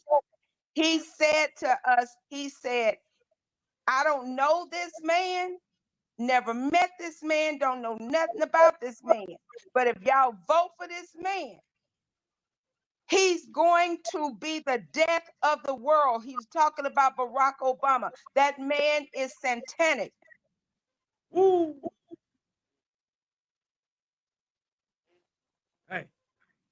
This is where all of our true problems began. Well, The agenda. I do The want to say this though. agenda. I do want to say this is though is that I want to touch on, you know, the Malcolm versus Martin thing right there. You know what I mean? And at the end, Brother Martin kind of got it, and that's when he caught it.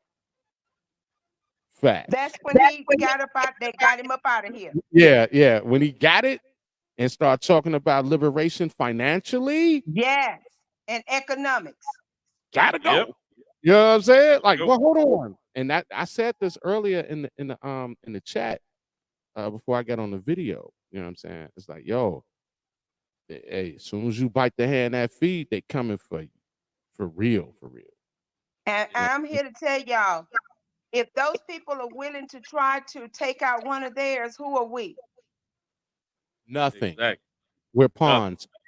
But though we are the biggest pawns on the board. We are, matter of fact, we are the board, to be honest with you. You know what I'm saying? We are the original people for real. But And the sad part about it, my brother, let me hear me clearly. hold We're on. not producing. No. I know that part. I know that part. And as soon as we realize what's going on, and it's coming too. As soon as we super realize what's going on across the board, it's over with for them. But this is what it is. I'm not gonna lie to you. We are the original people for real, for real. For real, for real, for real. And if you want to take over the world, who you gotta start with? You know what I mean? Just take a look at that. That's deep If though. you wanna- yeah, if you want to take over the whole world, I'm talking about the world, Craig. Not just no city, not just no No. state. You're talking the world. If you want to take over the world, yeah. All over the world, there are pyramids. All over the world, you see our faces on monuments. We are the people. We are that. We're the whole shebang. Yes. And so, yes, let's erase them. Yes. There's no. These are the facts. These pale vampires that can't be in the sun too long. It's in the movie. It's everywhere. We are the daywalkers. We can be in the sun. We can be at night. We are the people, period. We've been well done. Yes, our memories have been erased. You know what I'm saying? Like, we are those people for real, for real. Some of And us. it's funny you say that because I remember back in the day when Donald Trump, this came out of his mouth. Didn't he say it? Go ahead. He said, if God was to take me out and ask me what would I want to come back as, I would tell him as a black man because they are the smartest. Wow. But also, let's add this on. We are the ones that can actually walk the earth unharmed. Period. They bite everything we do, from music to mental. It's a wrap, y'all. Long as we stay woke, voices for the voices, long as we stay woke and have these conversations, yeah, we can start building minds again. That's Well, it. That's I'm glad that our younger men have taken doing everything that Malcolm is saying now, because that's where the change have to begin, is with them, because they got to understand that they are literally under an attack. Yep. And we've got to learn how to stick together as opposed to sitting up here hearing people saying, when you on these people's platforms that sit up here talking about lock somebody up, that's when it's time to move around. Because if you talking about locking up my own, you got a problem with me. they just identifying have a problem. themselves. Sis. They just identifying themselves. For real. So if they talk that talk, they identifying themselves. Cool. I know who you are. Thank you. That's it. Me myself. I would never ever condone locking up my men when I realize that the attack is on our men. I have read the Willie Lynch letter. Woo! Talk about that. Now go ahead and talk about the Willie Lynch letter. Go ahead. I'm gonna let Jeff finish him first. Yeah, I let me really get. want to hear the rest of him. Because Yeah, Malcolm allude to it. Go ahead. Press play. Malcolm is cold. His too yeah. cold. I took it back a little bit so we get the full context. Okay. To Washington. You're the one who put the present Democratic administration in Washington, D.C. The whites were evenly divided.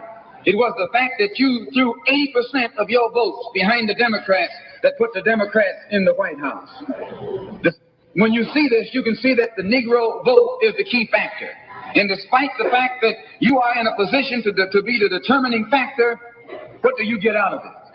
The Democrats have been in Washington, D.C. only because of the Negro vote. They've been down there 4 years. And all other legislation they wanted to bring up, they brought it up and gotten it out of the way, and now they bring up you. And now they bring up you. You put them first and they put you last. Because you're a chump.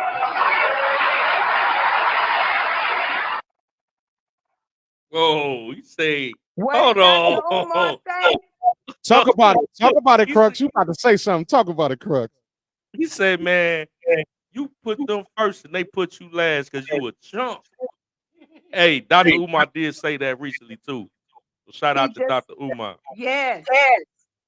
And black people, he's talking about the Democratic Party. And guess what they Who'da trying to thought? do now? Guess what they trying to do now? They trying to not make our vote count and add in Venezuelans. Yes. They're Well, Trump creating. said they're no. They creating are trying to eliminate They're the whites You and gotta the fix blacks. that audio, like something in the background, bro. It's getting worse. My bad. Yeah, it does. All I'm gonna say is they're creating a new minority, a new one. Oh yeah, they're It's them. exalting them. They're trying Yeah. to have them take our place, and They that's ship them in exactly out of boatloads. Yeah, that's exactly why they're here. yeah. You know, And that's why they strategically place them in specific places, in different areas in your city. They're not everywhere. I'm at But- the neutral. This is But we got to understand too, it's not just the black race that they are literally trying to eliminate, because you got some white people that's woke too. They got to get rid of them too. yeah, they definitely gonna have to, cause they falling for the banana in the tailpipe as well. By a lot. Exactly. Yeah, you know they done drunk the Kool-Aid. It's a lot of them that's blue no matter who too. So it's transcended. You know, it's just a liberal mindset. When in our actuality, us as a people, we are more conservative than anything. Thank But you. we don't realize that we think we identify with the liberal minds. But if you see where that getting us right here, where we at with these ridiculous way left policies that are trying to turn boys into girls and vice versa. Most black people don't another agree thing, with we that. got to abolish these laws. We need every one of these laws abolished. And until we can come to the table with them, because we're seeing what they're doing. They're changing these laws to fit whatever narrative that they want to fit. Mm-hmm. Yep. That's the crazy part. But I'm gonna let Malcolm finish. He lighting And it one up. other thing, Jeff, how are Mm. we letting someone run for president that wasn't born in the United States? Woo! Exactly. Make that make sense. Make it make sense. Let's go, y'all.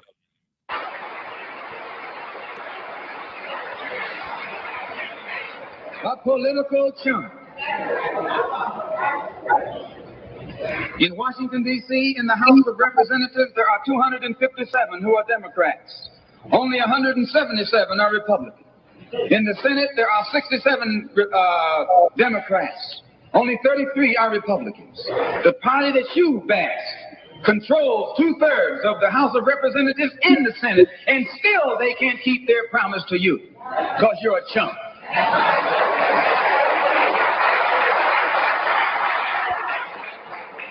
Anytime you throw your weight behind a political party that controls 2/3 of the government, and that party can't keep the promise that it made to you during election time, and you're dumb enough to walk around continuing to identify yourself with that party, you're not only a chump, but you're a traitor to your race. Whoa! Whoa! Gunshot. Oh. Whoa! Whoa. Hold on. I gotta Lean run. with it.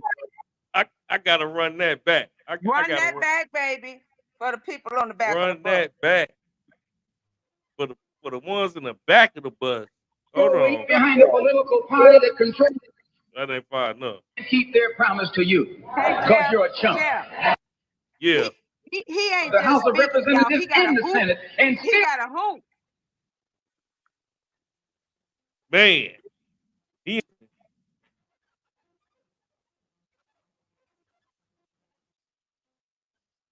He got a hoop. That man got a hoop. He preaching. A black icon, a black, the symbol, the symbology of black manhood. You know what I'm saying? Malcolm X. You know what I'm saying? Speaking from the grave, speaking from heaven up above. Wake up. You know what I'm saying? That's what I get from this. Like y'all Yes, he's sitting up. saying that. He's saying that. How long? Hey, how long? How long? Y'all gonna keep voting the same way? How long? Keep getting the same results. How long? How long? All right, there we go. There we go, y'all. So I took it off the computer, y'all, so I can, It shouldn't be nothing now. All right, am I Probably gotta good? hit the D noise. Yeah, just hit that D noise. I heard Nah. I heard one of them cars going back. I know. I'm strictly off the phone now. I took it off the computer, so I'm strictly off the phone now. All right, yeah, I don't hear no echo. Yeah, Still be I'm good. strictly off the phone now. Yeah, we gotta run that back, man, for the Democrats. Run it back for the Democrats. Let's go. Democrats. Only 33 are Republicans. The party that you bash controls 2/3 of the House of Representatives and the Senate, and still they can't keep their promise to you because you're a chump.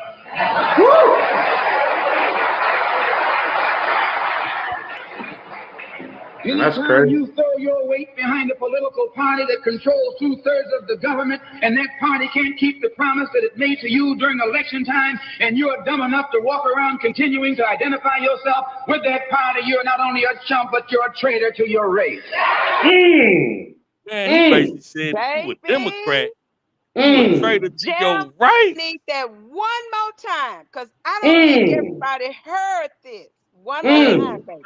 One more Just time. run that back. Because he just illustrated, like, wait a minute, the Democrats got 2/3 of Congress. Yes. And he's not lying, even right now. Even right now. And this was in the 1960s. Woo! 63, 64, 65, somewhere up in there.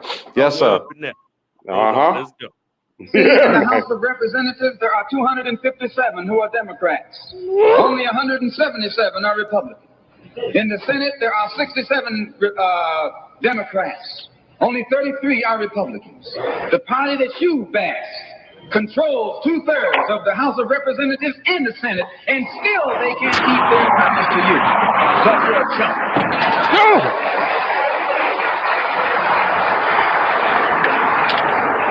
Anytime you throw your weight behind a political party that controls 2/3 of the government, and that party can't keep the promise that it made to you during election time, and you're dumb enough to walk around continuing to identify yourself with that party, you're not only a chump, but you're a traitor to your race.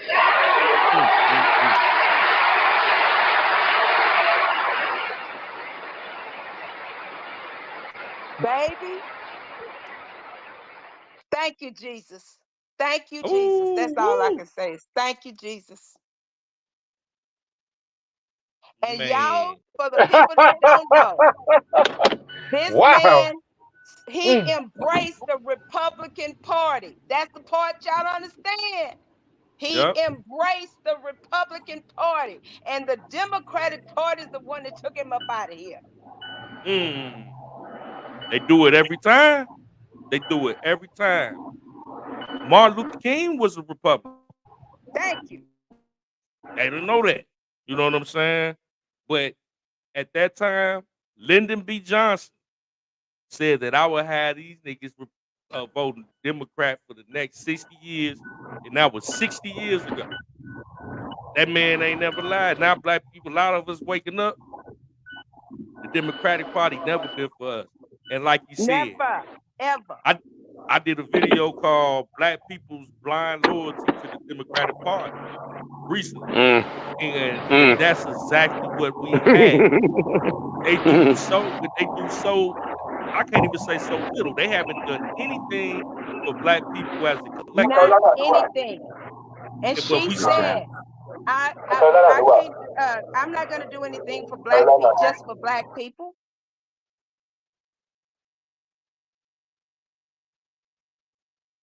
Exactly. Yeah, hey, bro, you got to like get the Hebrew audio together, slaves. bro. You can't hear nothing. We work I'll like let you back on Hebrew in a second. slaves, but they do nothing for us. And all we get is lip service. That's it. And lock up.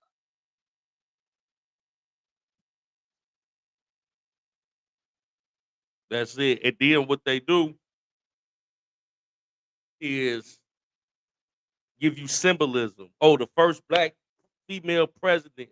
All these identity politics, all this symbolism.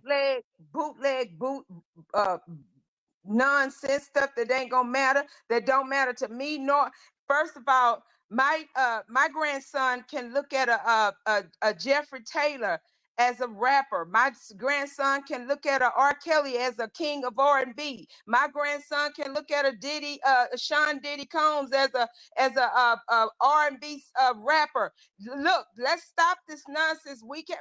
These people that has gotten in office that could have done something ain't done nothing. All you did was made agendas work for people that's totally against God. I have nothing for you. Exactly. And I had that video on since the beginning of the show, and I wanted to save it for later, say the best for last. And I thought that everybody would enjoy that, coming up on this election. That's just some more fuel Jeff, you to need fight. to play that every time you open up, baby, because that one there is powerful. That's on point. Because right now, everybody needs to hear that. Yeah. G-Fam. Oh, my God. Yes. The world needs to understand that it was spoken into us when Malcolm was living, and it's just now coming into fruition. Absolutely. Mm-hmm. Man, that is that is some powerful, something major right there. But amazing at its finest. You know what I'm saying? Man. Yeah, I think I'm gonna take Niecy suggestion on that. That's gonna be my go-to. You know what I'm saying?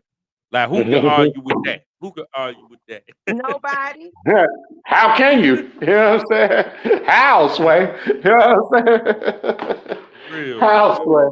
Baby, me personally, I will mix old preacher up with Malcolm. How long and Malcolm? How long? Malcolm? Old baby. Mm-hmm. Baby, because it's how long we got to keep going down this path before you wake up. Exactly. Well, it's platforms like this though to keep the needle pushing forward, as my mother would say. Like, keep the needle pushing. Like, gotta keep talking about this shit. Period. we gotta continue the dialogue about it because Mhm. people forget. Then it's so easy when they forget for them to come in with a different agenda and people to fall for the. Fall See, that's back to back. what's normal. They go back Yeah, to normal because that's comfortable. You need to get out exactly, of your comfort zone. exactly. It's so easy to happen because media. They got media on lock. They did this shit from back in the first two world wars, right? And they They'll press come, for that. they'll come over your land and drop pamphlets. They got that shit from what's buddy name? What's buddy name that killed all the Jews? I know who you're talking about, Dr. Hitler.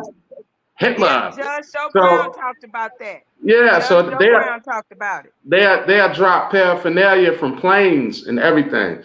And so the United States adopted everybody's mind control.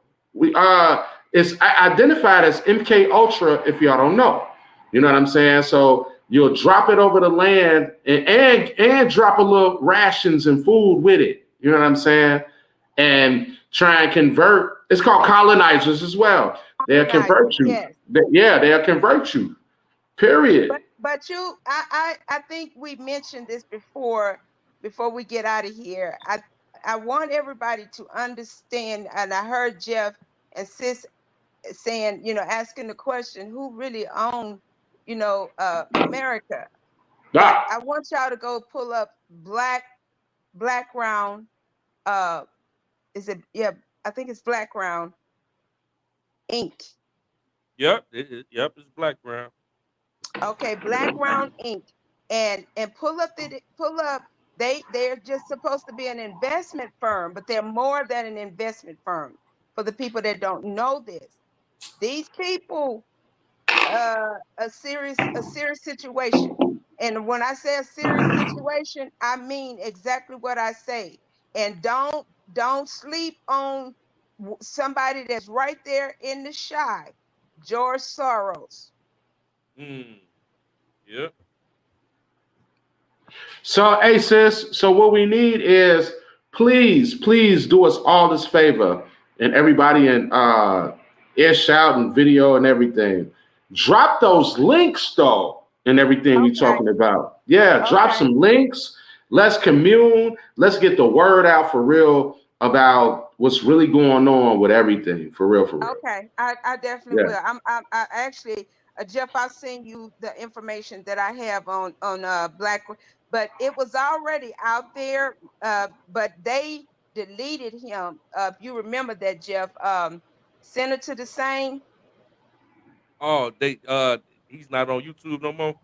He ain't on nothing no more. I don't know what happened to Senator DeSane.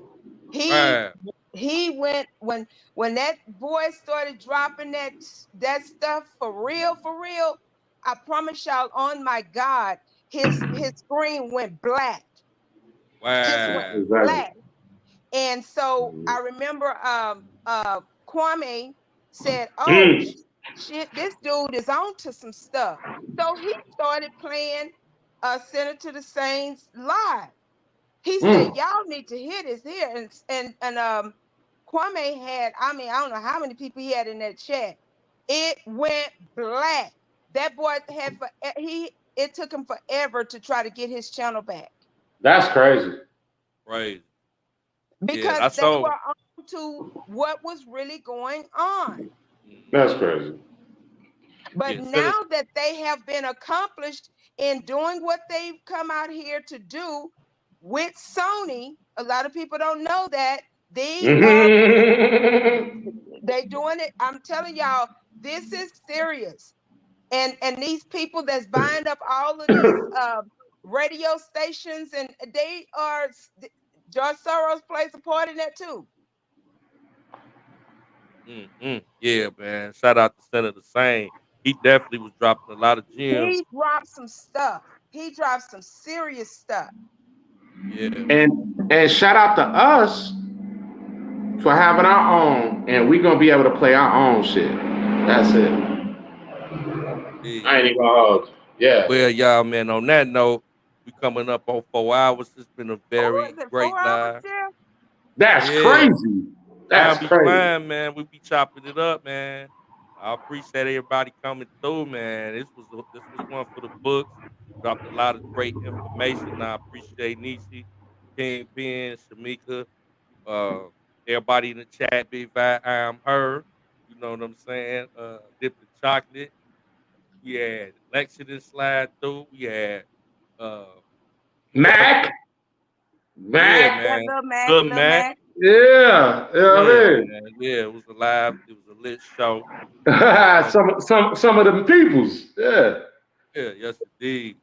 So we gonna get up out of here, man. Y'all got any closing words? Well, I'm gonna say my little piece and get on up out of here. Y'all, the fight ain't over for me APZ too. until Yes.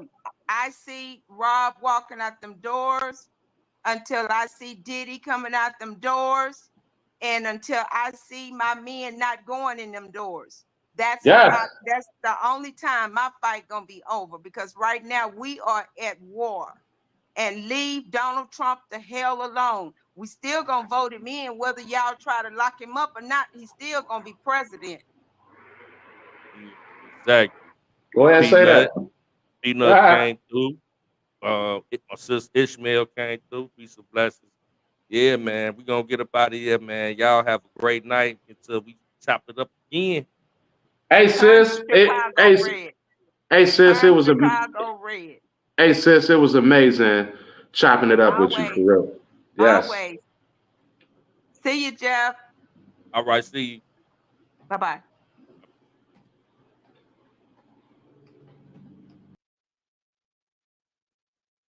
Yes, indeed. We gonna get up out of here.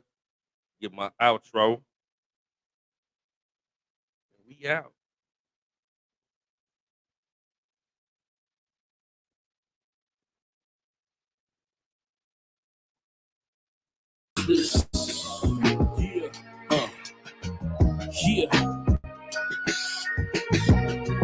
It's the voices for the voiceless, different points of view and different choices. We the voices for the voiceless. We speak voices for the voiceless.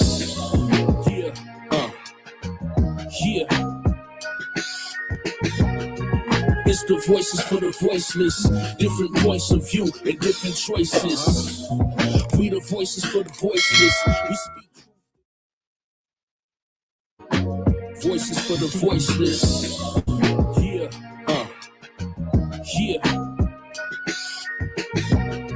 It's the voices for the voiceless, different points of view and different choices.